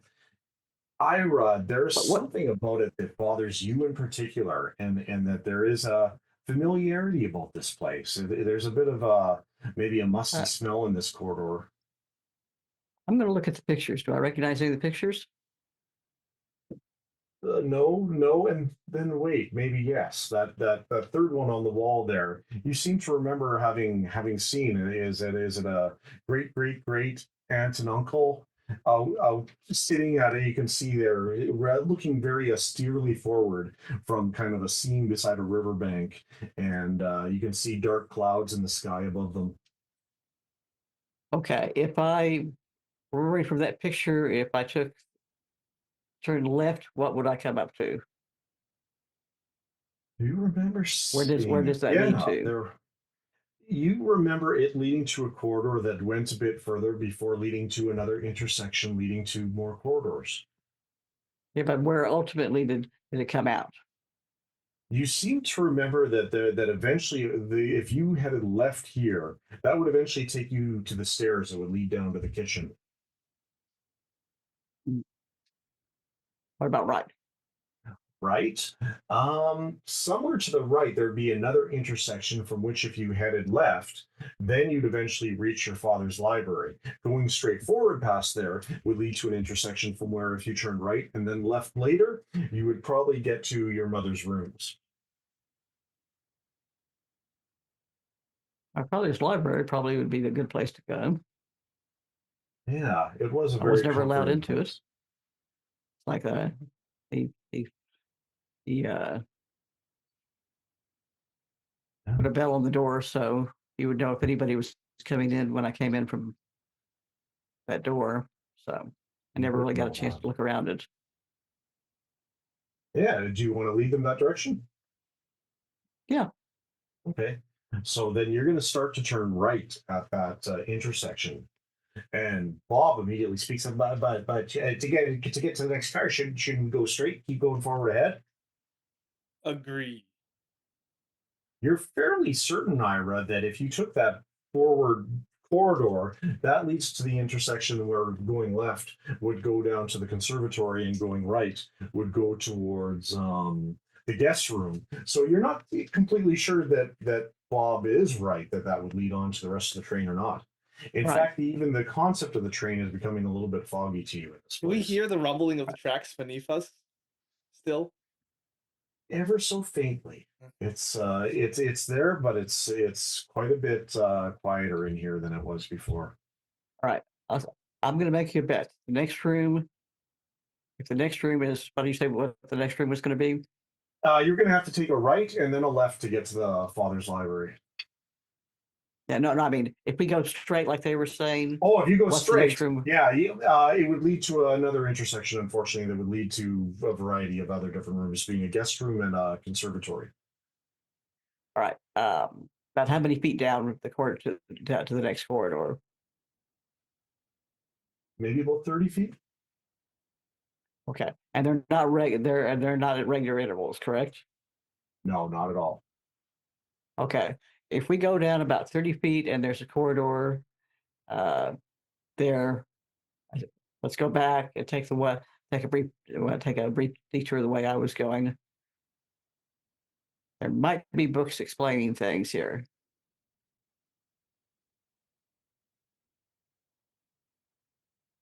Are the rest of you willing to follow her? She seems to be acting like she knows what this place is. Conductor. So yeah, I'll follow. Okay. Yeah. In that case, you're going straight ahead down to the next intersection. Yep, and Yeah, okay. if it's exactly 30 feet, then we turn around and Yeah, and as you're counting, you see more of the pictures on the wall, either side of you. You reach the next intersection, and looking down, you can see that there is a door in front of you that the one that Bob had guessed that would lead on to the next train car, and then the passages leading left and right. The passage leading left. You can see just goes off into the distance. It looks like about a 50-foot hall leading away. Looking the other way, you can see that the passage goes, and you can see an open doorway, and it looks like the guest bedroom at first, but then you think, okay, wait, maybe that's your sister's bedroom. And looking back down the hall, now you see that there's merely stairs leading up. And that's when it hits you again, all the times as a kid and as a youth. One of the reasons you got away from this house was because you were always getting lost in it, because it was always changing. No matter which way you turned, no, you'd be. actually, I wasn't. I was the one that did. Oh, you were, yes, that you were went the one that found exploring. your way through, and then you realize and look, oh yeah, and there's a double exit in the hallway, and you can see those stairs go up, but at the same time, you can see a little bit looking past them. You can say, oh yeah, that's the corridor we came down to, where the original hallway was. How far ahead is the the door that that Bob thinks will lead to the next car? It's directly in front of you. Okay, let's open it up first. See what happens. Yeah, you open it up, and looking past it, you can see, you're looking out into the ocean, and you can see that it is a wall of water in front of you. You can see glowing blue light, and it appears to be coming from some kind of temple or great monolith in the distance in the under the ocean. The water doesn't seem to come into the room though. I close the door. Yeah. Yes. Yeah. That doesn't look like the All right right. way. All right, we're going to the library. No swim. Okay, you turn around and start heading for the library. You're about halfway down the corridor when a few of you begin to just slightly smell smoke in the air. Oh, it smells Fire. like a mob, doesn't it? Fire bad. Very bad. Ira, you remember that day you came home and found the entire estate in flames. Yeah. Pick up the When I pace. walked in and smelled the smoke, it still took about a good hour more for that to go down. I'm Okay. not staying to Everything find to out. do. This building's on fire. Yeah, move fast.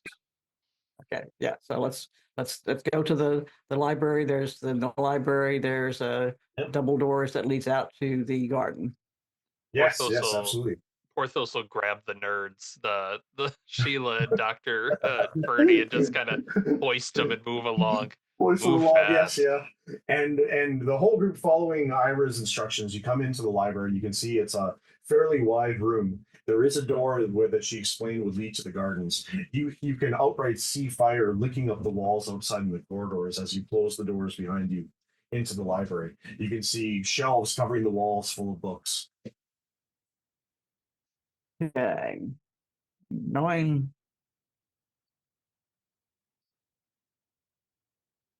Okay. Scholars. Doing decimal systems and all this sort of stuff like that. Where would What are they somebody? looking for? I'm ready to go. Because I'm looking It's for the hot. conductor. It's how you getting warm in Yeah. here. You have a All bad right. feeling that if the fire reaches this room, it's going to go up quick. Do you want to try and grab a few Yeah. books? Just grab something off anything off the occult section as we head out the door. Okay, yep. You grab a tome and head out the door. And Well, I'll let the scholars grab books. I know what. Yeah. I'm hoping they can scan and say that might be useful. As you open the door, you can see that it is the connecting little hall that leads from one train car to another.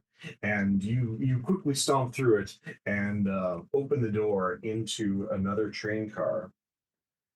Give me a quick second here.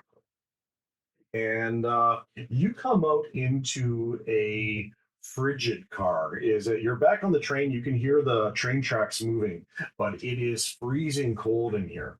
It is that you can see there's frost on the edges of the seats. It appears to be a sitting car, and you can see there seems to be one man at the far end of it who's bundled up on one of the chairs, and yeah, it's the whole 7 of you have pulled into this room.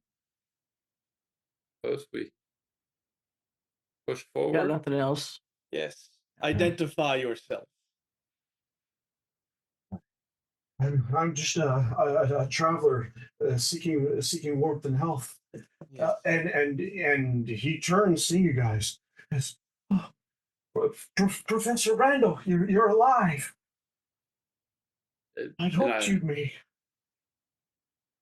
And I recognize him, obviously. Yeah. Yeah. He's one of the 2 duplicates that you had met.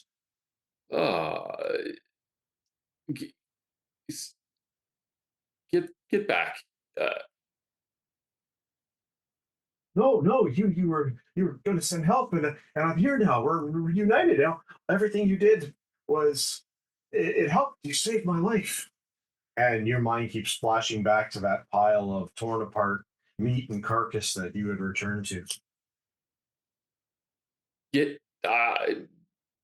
Mr. Gray, does he look tasty to you? Because he's not friendly to me.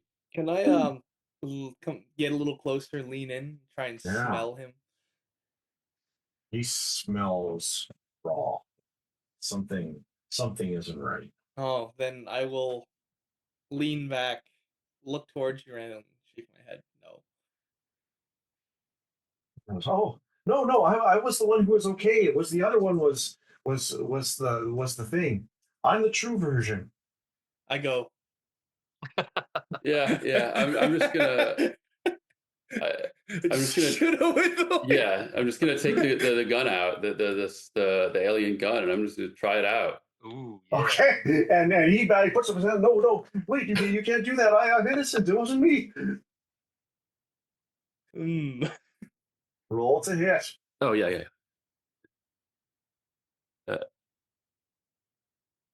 It was cocked when I rolled it. Yeah. Oh yeah. It's a 4. It's a 4. No. That's not a good roll, so I'm burning another omen. Okay. Oh, there you go. And that's a 6. Oh. And can I think, how many do I You can have? keep burning omens Yeah. if you want. Yeah. I gotta double check. I don't want to. I used. Yeah.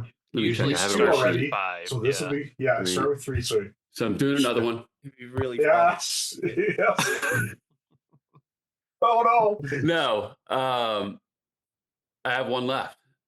You do have one left. Yeah, I'm using the last one because I'm What are the odds that you? This is your moment. Yeah. So in game, what's happening is you're about to shoot, and then you realize, okay, no, I'm not aimed right. So you're adjusting, trying to find. And meanwhile, the guy's like, huh.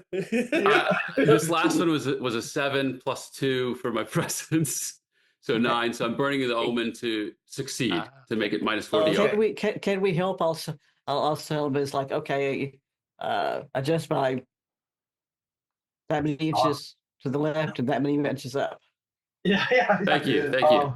Yeah, Ira is as far as you can tell, this person is just asking for help as far as you can tell, and you can see Randall trying to get his aim lined up at it. If Mr. Gray doesn't like him Yeah. and he's that freaked out, I'm not sure Mr. Gray should be your guide to moral here, but And no, I mean, not moral. Yeah. The fact that he said he was Yep. wrong. Take him out. Randall, you feel almost puckers where you're holding the thing pull tight against your skin, and something feels like it stretches inside you or pulls towards the gun a little bit as a blast of energy fires from it. Roll a d6. It's actually a d6 plus 1 damage. Okay.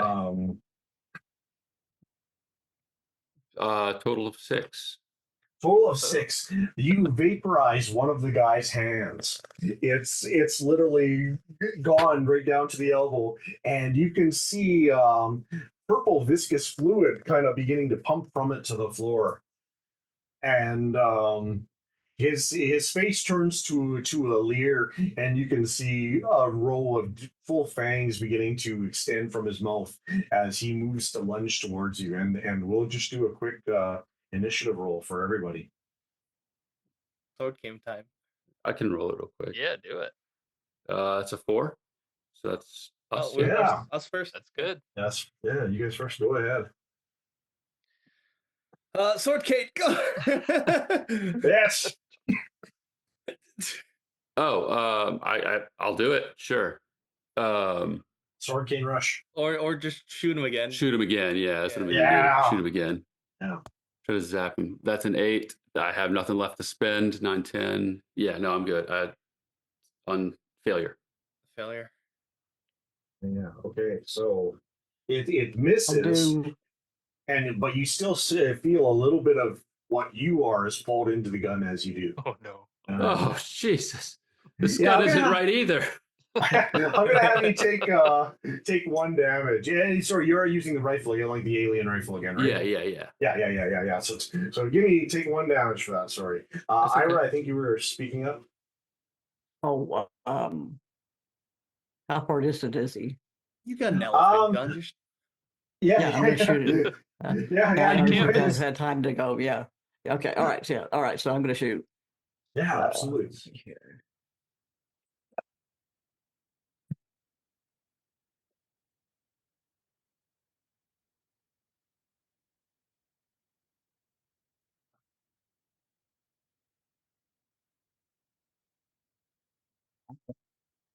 Don't be.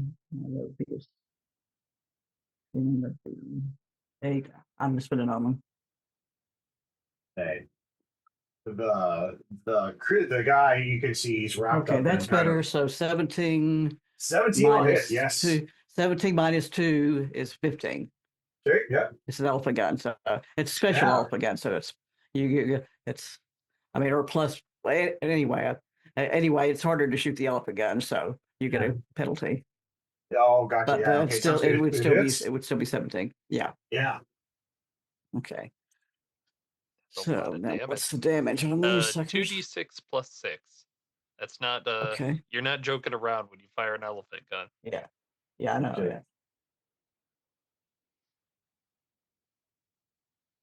7 plus 6, so 12. Okay. And yeah, you shoot it right between the eyes, and its head explodes, and you can see this heavily.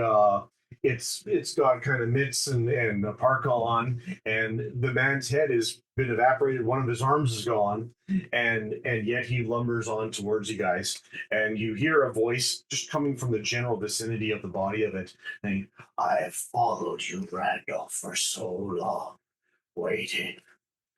Yeah, we could go to Porthos or Mr. Gray. yeah, I don't like that.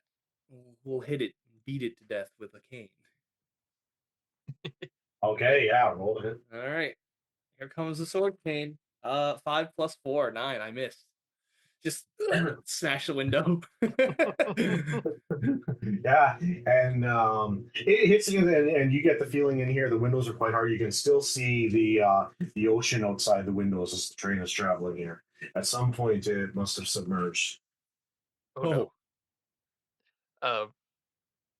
Porthos will hold up the academic that he's still got in one hand and just be like, "You know what is?" Are you asking her or it? It, yeah, Oh, her. Yeah, yeah, yeah, yeah. her, yeah, her. Well, this one time I was on a venture and she starts to go on about something that she did in Mm. Congo with friends, and they saw a shadow in the trees beyond, and Take better look, and he'll just throw her at it and try and like bowl it over. okay, sounds good. Roll a 2 hit. Oh no. Well, it's with strength. Yes. So he rolled a 4, but he's got 4 strength. So I'll spend that omen to take it Oh up my to god, a that's enough to 12. get it up there. And yes, you physically throw her, and her book slips out of her hands, and that she's been carrying since she left her room, and you see it hits against the wall of the car, and she directly crashes into it and knocking it over. And What yeah, give is? me what and you hear her screaming for a second before her voice takes on a deeper timbre, and she said, "It is me."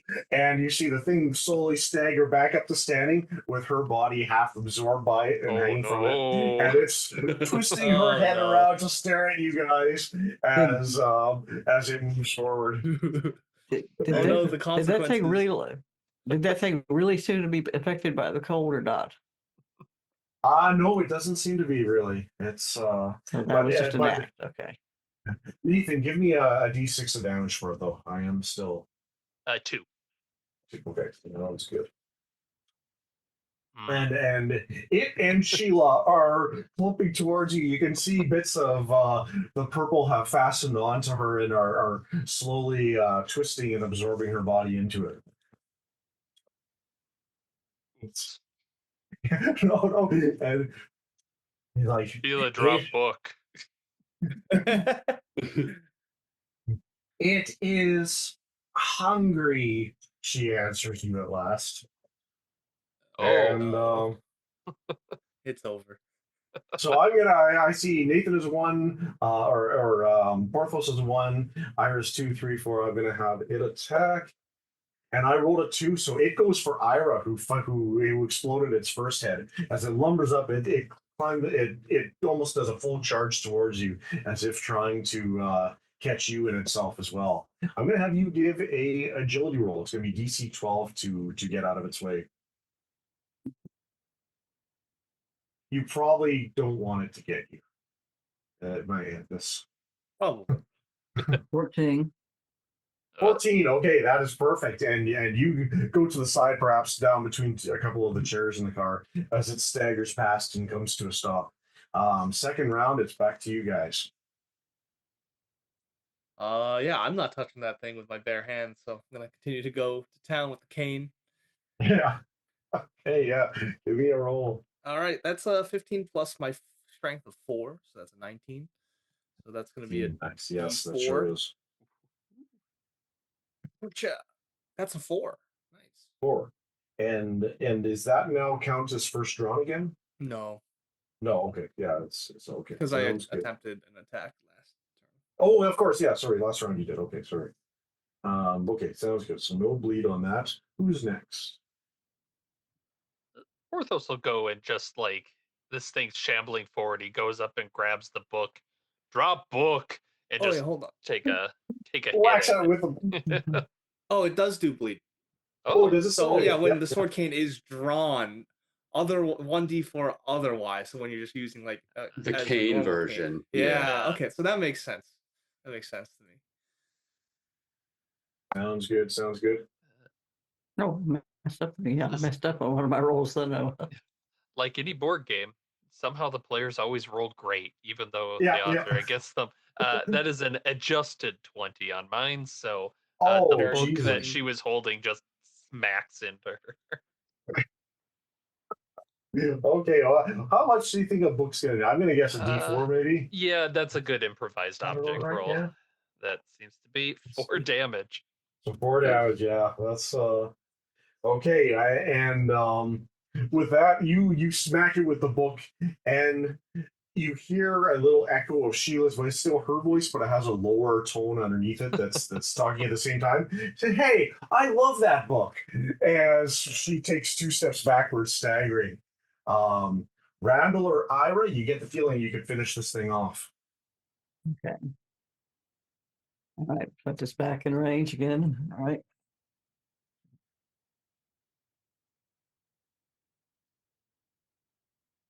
It's Painful, yeah, reading painful.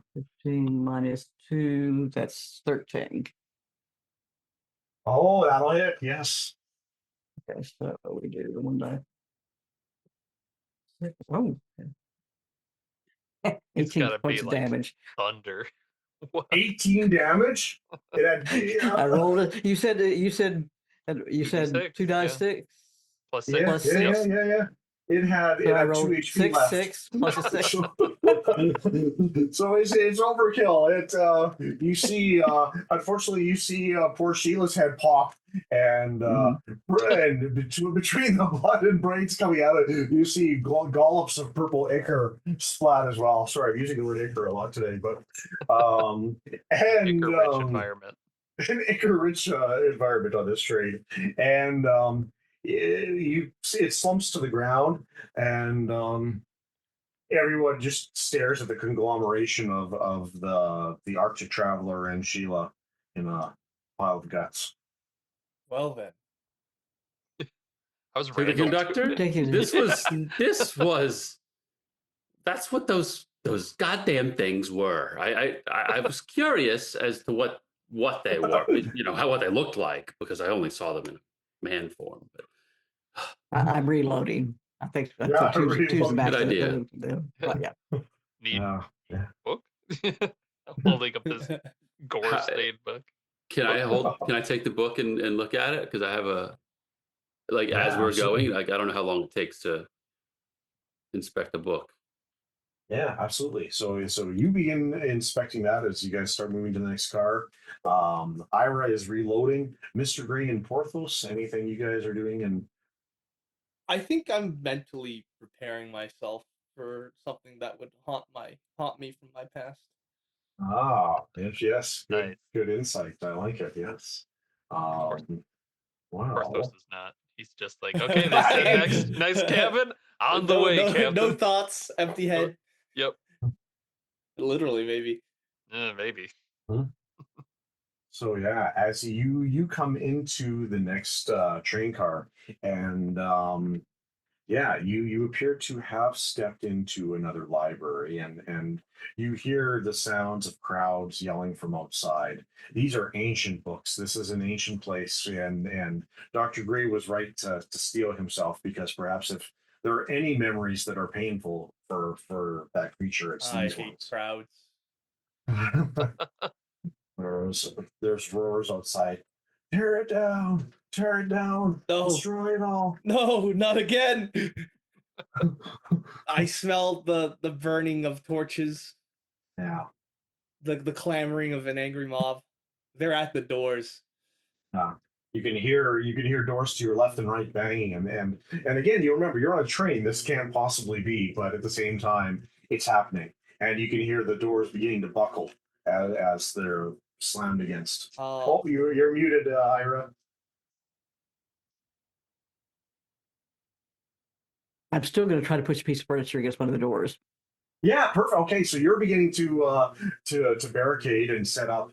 Let's check with Porthos and Randall quickly. You guys are in this very strange library, very ancient. Yeah.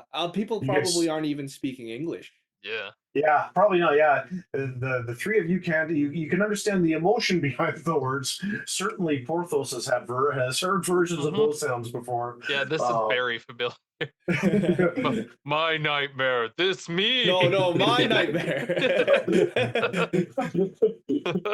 Same. I need to get out. I need to leave.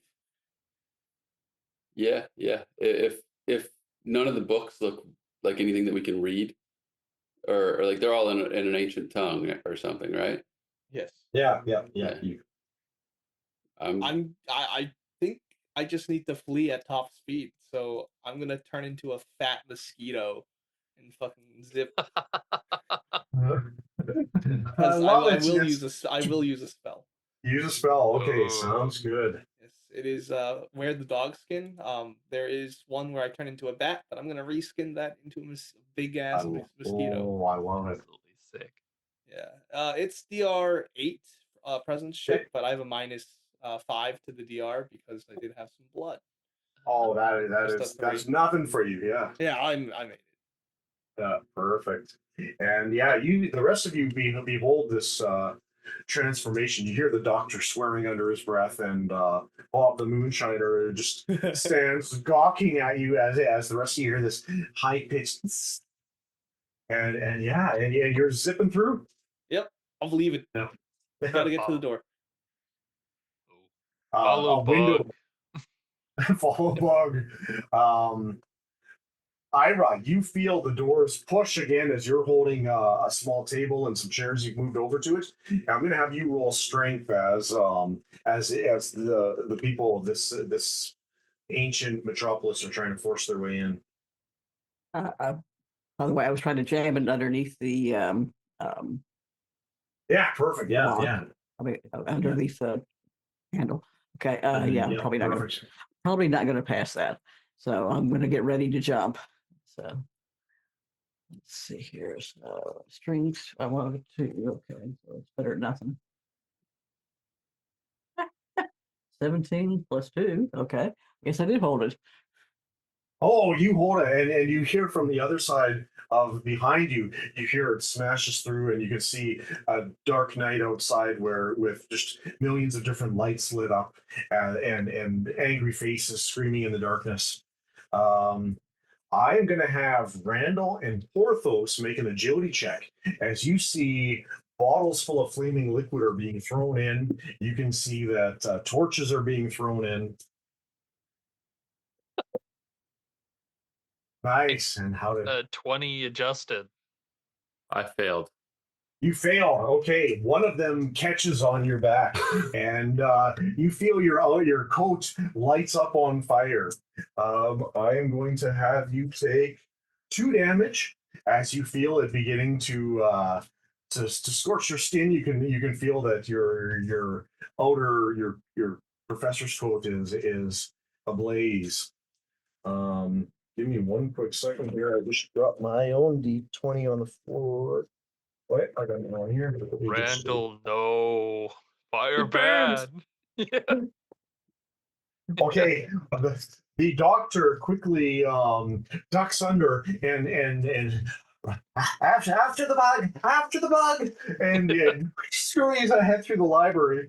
Bob has half drained one of his flasks, and you see a large drop of the moonshine run down his chest as he stares shocked as one of the torches hit him, and he bursts up into a human torch. And yeah, it's each of your turn. You've reached the door at the end of the train car, Mr. Gray, and in mosquito form, you're having trouble getting through the door. You just keep patting against the top of the door. I'll have to turn back, so I'll do so. Yeah. The mosquito explodes into like a swarm, and then it just makes my humanoid form. Yeah. Nice. And with that, you're able to pull open the door, and you can see train passageway beyond. Yeah. At this point, like, As soon as look I back. see that, I'm gonna spread. Okay, yeah. Yep. You run right after him, and the two of you are able to get clear of the library. Porthos and Randall, you're still in the room. The doctor's right behind Ira as well. You can see Bob is done for. He's collapsed to his knees, and you can see he's on fire. But poor Randall is on fire as well, and out of omens. I think Porthos will help. He's Yeah. liking Randall. The longer Randall's he's pretty there. cool. Yeah, Randall's chill. So he's there's not gonna be any like, oh, let me take your coat off. He's just gonna take the coat and rip it down the back, like, and off each sleeve. Where's my good coat? It's too good coat now. Yeah, and that's a 16. If it's, I'm kind of Oh imagining yes, like a yeah, strength perfect. just to go, Yeah, yeah, bam, yeah. To tear right tear through and away every coat, tear away when strong. what little bit of fire still on you, you're able to pat out, but now that the coat's off, the two flaming pieces of either side of your jacket fall to the floor. Cool. Are you two booking it? Yeah. Okay. And with that, you guys leave the burning library behind you and step into a train car, and you feel the soft pliant dirt underneath your feet as you step into a outdoor setting around you. You can see pretty much wilderness and trees extend in all directions.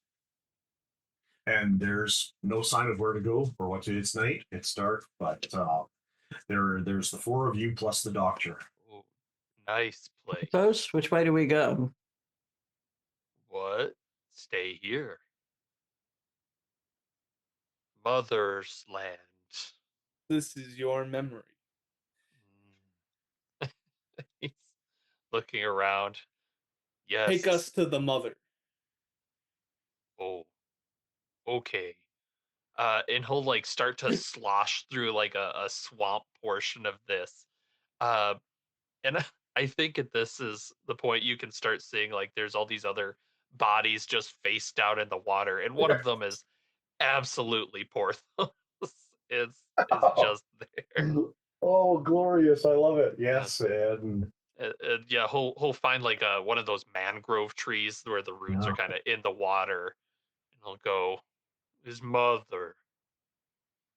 As the rest of you come look at it, you can see just in the shadows of the bark and the way it's formed that it almost has a great face in it, and just the way the shadows fall over it, and you can see a broken open part of its mouth that you could probably almost climb into if you needed to.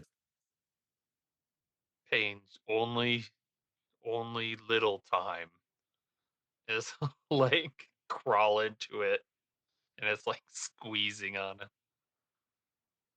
Mother's Okay, do you embrace. does Porthos have any fear about it, or he just knows that this is? I do think he has some fear about this, and I don't think it was a painless experience. Like he died in the swamp, and whatever this thing is, like crushed him down and remade him. So I imagine it's breaking him a little bit as he's in I'm going to have you roll stability to see if you can keep your train of thought. it. No, he No. cannot. Okay, I'm gonna. You know what? I think you panic, and what the rest of you hear is as Porthos climbs into this tree, he's there for a second, then he disappears somewhere inside of it, and all you hear are frantic screams. But Oh, Oh no. I don't know if that's the right way. It Let me almost pry sounds open human for the. a second. Is there still a mouth showing that we could try to pry open? yeah, you probably could. It's Canes, let's lever it open. And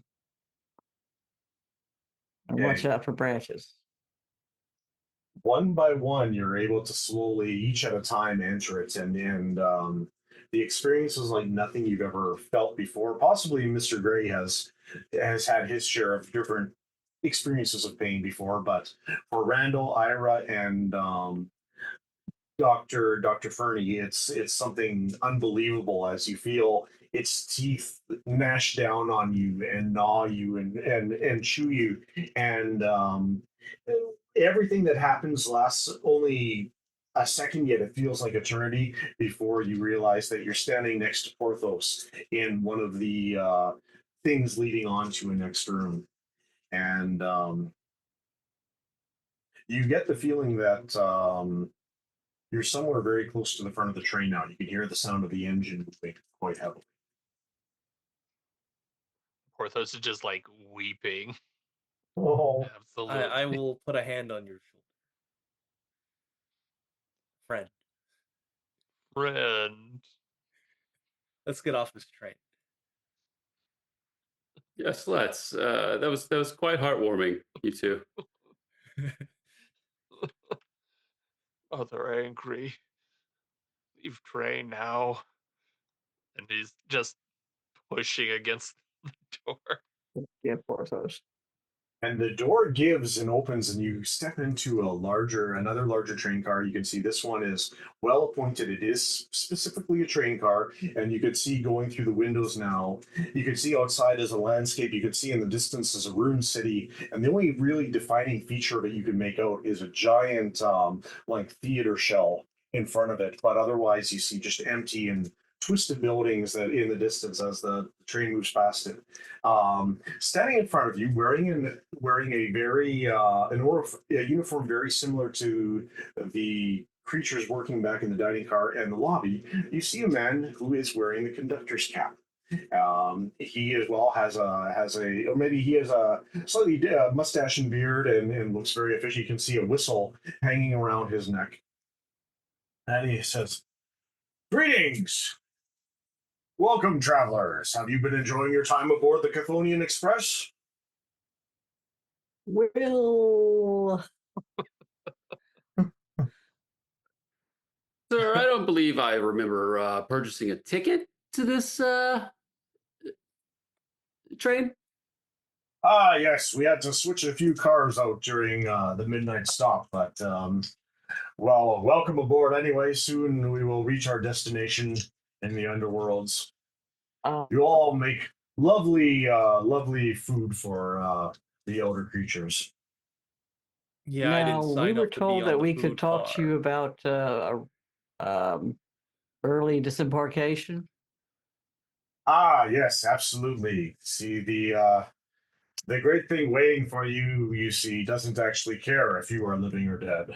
And with that, he kind of brandishes large claws on either hand, and gives a devilish look at you each as he charges towards you. Oh, I'm getting off this Oh. crazy train. So yes, roll me some initiative. We're gonna take control of this train and drive like it it. backwards. Yeah, You want initiative? 5. yeah. Yeah. Okay, sounds good. Going off the rails. Okay. In that case, you guys start. So you can see as he charges towards you, you're ready to receive him. I'd like to turn into a big bad wolf. Yes. So I will use a spell, Wear the Dog Skin. And I beat a DC of 3, so we're good. Turn into a Yeah, wolf. that's amazing. I'm gonna shoot again Okay. before he so people engage hand to hand.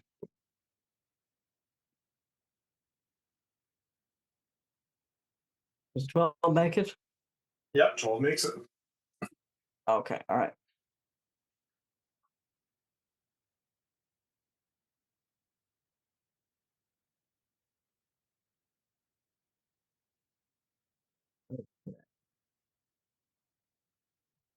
Five, 12, 7, Like, 17. yeah, that gun can end things pretty darn quickly. I have to admit, Yeah, but I'm running it's gonna be I'm running out of interesting. bullets, so here. Yeah, yep. And you see you a clear shot at its chest, and it smashes one of those large claws against it, and you hear the sound of wood splinter as its body breaks apart there, and it looks for a second at it's the broken splinters going up its arm, and the claws drop down to the floor of the train, and it slowly begins to move its arm to attach to a different piece that it's built. Nicely done. Let's move on. Who's next in the lineup? We got a wolf and we got the elfin gun. Yeah, Porthos, go ahead. Actually, Randall, do you want to go if you're doing ranged anything? Because Porthos, Yeah, like, you see this Porthos thing gets up running close. forward. Porthos is just like going in for a hug because he could really use a hug, right? Yeah, I'll pull out my revolver this time and decide to not use the alien gun. It's like sucking the life juices out of me, and I'll take a shot. An 11 plus 2. Yeah, it's a success. And that is a D8 plus 1, I believe. Let me double check. Yeah, D8 plus 1. That's 2 damage. All right. Sorry, the first time. A grazing shot. Yep. And yeah, you see a little wood chip break off its shoulder. The blue paint of its uniform chipped. And Porthos. Ears. Ugdal. Is he just, man, we are rocking and rolling tonight. A 15 Oh yeah, plus there the you go. strength of 4, yeah. And he's going for the grapple here of just grabbing this thing and starts to just crush it in his arms. Okay, yes, and And yeah, that's roll a, some yeah, 1 damage. point. Yeah, it's 1 point of damage. 1 point, but misses There, the yeah. armor, right? That's the thing. Yeah. Yep. Good. Okay, and with that, the doctor runs in and goes for an attack with a scalpel at his side and hits. And he's going to give it a little bit of bleed, actually. Oh, Wrong doctor. Yeah. So yeah, the doctor. Well, yeah, I'm not sure if a wooden automaton can bleed. Actually, now that I think of it. So yeah, he sticks the scalpel into the conductor's side, and it just sinks like into wood, kind of thing. It sticks there, and as the conductor creature moves, the doctor immediately loses his grip on it and stumbles backwards. And that's its turn. Given that you guys are off to a really good start, I think I'm gonna change its plan, and it's gonna instead it flicks its head and whips that whistle up to its mouth, which it blows, and you can Oh, see yeah, gotta do a different attack now, and you can see several specters, 4 specters rise from the various corners of the train car, each wearing the kind of uniforms of porters, and they each move towards you. So I'm gonna have.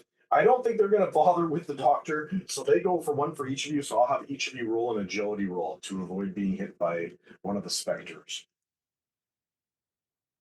ooh, nice. 12. Just Well, made it. yes, you are successful. Oh. Oh no. 15 3 plus ain't it? 1, 17. 14. Yeah. So only maybe it's because Porthos is grappling with the conductor I like that. that he's not able to get away from it, and one of the figures reaches a hand that sinks directly into Porthos or goes Oh. through him into him, and you are going to take 3 damage, Porthos. It's like, Oh. Just like swamp water is pouring out of the side. Oh no! Yeah, just a little splurt at first, and then it just runs down your arm. The Otherwise, the conductor rolls a 19 to break free of you, and he pushes your Okay. arms off him, and but that's his turn. He doesn't get any other attacks, so and steps back, and that brings it to the 4 of you again, and the doctor. all right. I'm gonna pounce on the one that just heard Porthos. Okay, yep, the Fangs specter. bared. So, the bite attack. Let's see. Yes, 11 plus 2 is 13. yes, hit? you hit. Nice. I'm just gonna spend an omen for max damage. There's Yep. 8 damage. There you go. Yes, no, that's a good number. And the rest of you, Porthos, you feel this thing with it, and whatever spectral coldness is coming from you, it suddenly withdraws as this spirit is torn asunder and evaporates into the air under the bite of this charging wolf. What color is the wolf's fur? Oh, it's glimmering like in insects. Oh Like God! an insect chitin. Yeah. It's a weird Oh. dog. Yeah, Strange. well, makes sense. It's on brand, right? Where it's, perfect. Yeah, we'll keep going around then. So I'm gonna mark one specter down. Porthos will just take a shot because he's there. It's this thing like Yeah. broke out. It's stepping back. Needed hug, and he just punches the thing in the face. Yes, go for it. No, he does not. Oh, poor Porthos. You know what? I'm gonna waste my last omen. Do Let's it. do it. I don't have a lot. There we go. a 19 up to Yep. 23 as he just socks this thing in Wallops the it. face for uh oh cool 3 damage, one of which is bypassing the armor, Yep. and Yep. it does heal him a little bit to do that. Unbelievable. Awesome. Well, excellent. Yeah. And I'm you can gonna see. Oh, go ahead, Ira. Yeah. I'm gonna shoot the. I'm on the theory that these things will go away once the conductor's dead. So or Okay. So you're going to dismembered keep or focus whatever. fire. Yeah. Yeah. Yeah.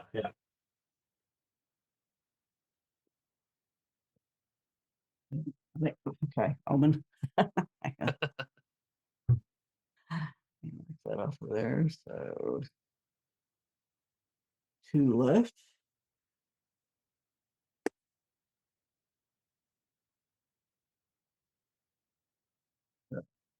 That would bring it down to a 12. Yeah. That'll hit. Yeah.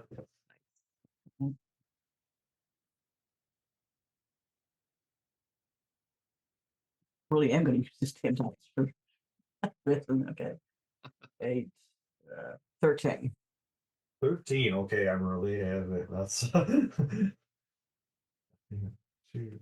Oh, but it's still quite good, and you know what? You can see you blast a piece and little wood splinters fly out from it, and yeah, no, very good shot. Yeah, it's that could have been pretty good. That could have been the end game right there, but not quite enough damage yet. So yeah, it's still up and moving. Randall.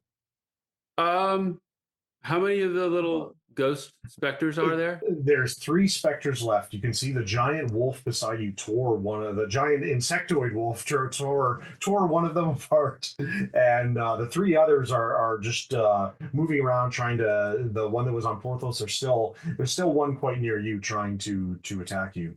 You can see Okay. kind of a ghostly baton in its hand.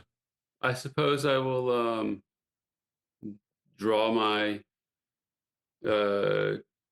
cane sword and try to swing at this ghostly figure in front of me. Yeah.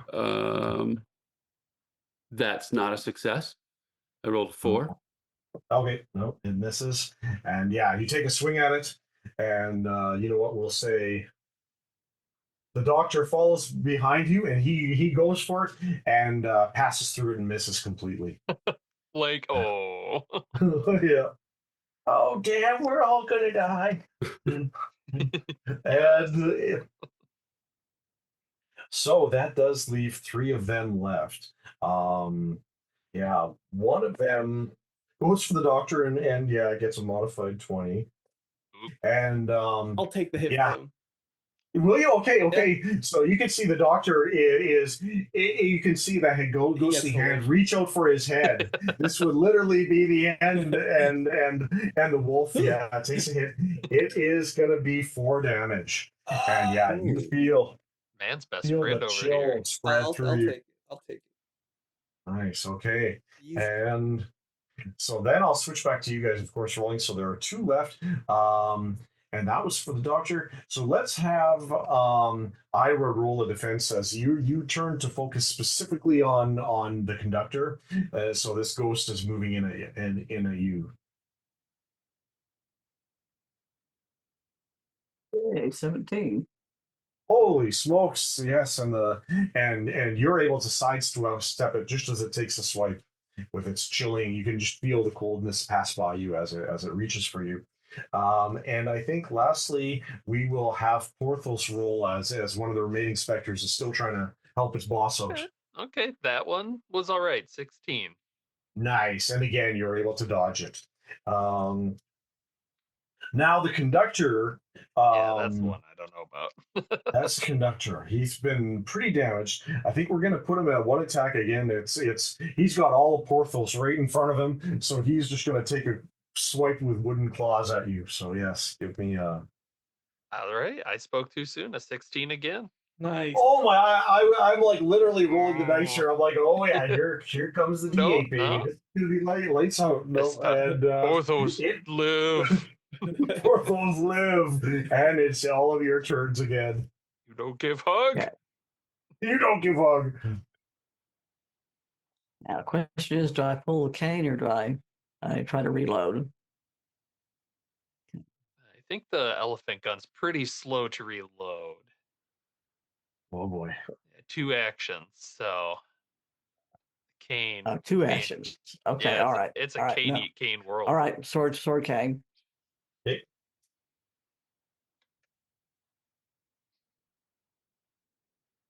Like that 3 of you all have sword canes. It's very dapper. yeah. Go ahead. And are you going for the conductor or fighting off the specter that's been chasing you around? I think I better get rid of. We got one specter left. I think we have all 3 specters left. Yeah. Yep. Yeah. The We've not wolf was had able any no. luck with getting them. Yeah, no, there hasn't been much Except luck. for Randall. All right. Right? Well, at least No, actually, the wolf, Gray. negative. Yeah, Mr. Mr. Gray. Gray. Yeah, Yeah. Mr. Gray tore the one apart. I'm waiting for everyone else before I decide. Okay. Oh, yeah. Okay. Another omen. Oh, natural 20. Hey, Natural 20, and which were you attacking? You were Unfortunately, a specter. the specter. Okay, roll some damage. Oh, actually, you'll Okay. get full damage anyway, right? So yeah. Okay, so that would be 4 with the sword cane then. Well, or no. That's if that's we 6, yeah. use it as cane. So that's one. That's the D6, yeah.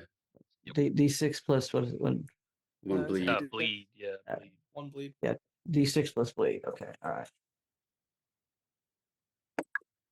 6. Nice. Yes, and it evaporates under your thrust as another one of these ghostly things is torn apart. Okay, so I think Oh, Mr. Gray was holding back, so yeah, we can get Porthos or Porthos Randall. took a shot but did not succeed. He's just punching Oh yeah. towards the conductor. Get over Yes. here. I kind of just want to do it just to do it. I don't know. I'm gonna cast my spell Okay. just to get it free 1 damage on everything, but it hurts.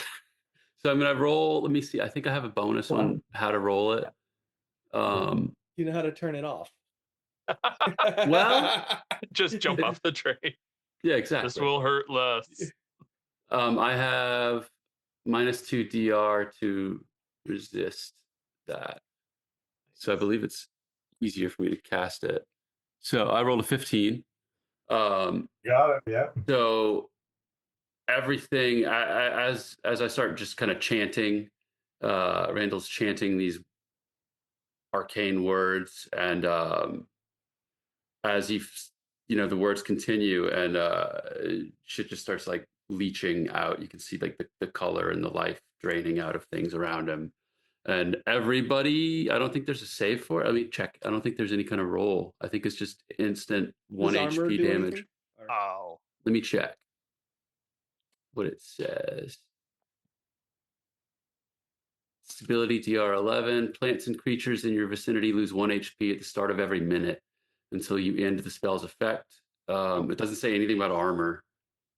I feel like getting your, life force leached out armor isn't applicable. Yeah, I would think so. Oh yeah, I think so. After, Oh. even if I had any, it wouldn't work. Yeah. My aura. All right, I guess I'll just lunge for the conductor then, Okay. because so I want to now draw as much aggro. yep, go lead into it, man. Oh, 19. So I want to maybe yeah. run up behind the conductor and bite down on his shoulder blade. Attempt to Yes, yank him. absolutely. I'm If gonna spend an I- omen for max damage. 8. Yes. Yeah, I was just gonna suggest that. Yeah, and unless I roll really well on this D4, and I did not, that's enough to you hear the sound of wood breaking inside of it, and little metal nails start popping out of it as you start tearing into it, and it cracks open, and Porthos, Ira, and Randall are all nearby, and you all fall upon it and are able to tear the conductor apart. And as Ira suspected, the specters slowly just fade away and disappear as that happens. Randall, stop that. Yeah, I'll cancel the spell. Okay. Oh, Only a minute. I don't want to kill everybody. I mean, you guys yeah. have been. It collapsed. Yeah, He's thinking about it. unlike Oh. Porthos, I'm down to 6. So Mm. All right, I He's- will transform back. Yep. He's got the Oh, actually, no. conductor's arm. that's toughness. That's right. I'm down to 7. Yeah. And you have- can see looking in from the sound and from just kind of looking I'm around the plus 2, room. yeah, down to 6. Yeah. You can tell that the engine is the next room. You are at the front of the train, or the locomotive. Sorry. Need. Let us reverse this train. Shall Yes. Yes. Come, doctor. Just the doctor's okay. yeah. Yeah, the doctor is like, we didn't all die. Some of those I other people like died, your but voice. we didn't die. And yeah, you open the next door and come up a few steps inside it into the locomotive, and you can see spread out across all the controls. You can see the train engineer is what's left of the poor man is utterly fused with the controls of it. Unlike the automaton, like other servants of the train, this man appears to have at least once been flesh and blood. And I'm not sure now that I've made the doctor such a pitiful voice if I could make even a more pitiful voice. But and you can see his face is smeared across the controls Oh, and his no. eyes, and all the controls of the train are there's some that make sense to you, there are some that are alien, and there's some that are weird fusion with this poor man's flesh. Pull his And nose. I tried to give you a chance for closure. I don't want this. I You didn't don't sign want closure. I Back the train up. I can't. They won't let me. But I can make your dreams come into reality. If you can dream yourself away from here, I can transport you off the train. Will it be real or just a dream? It will be real, like the creatures you faced were real. Oh. So sleep? I can't sleep. And I can't lucid dream. This is impossible. Come on.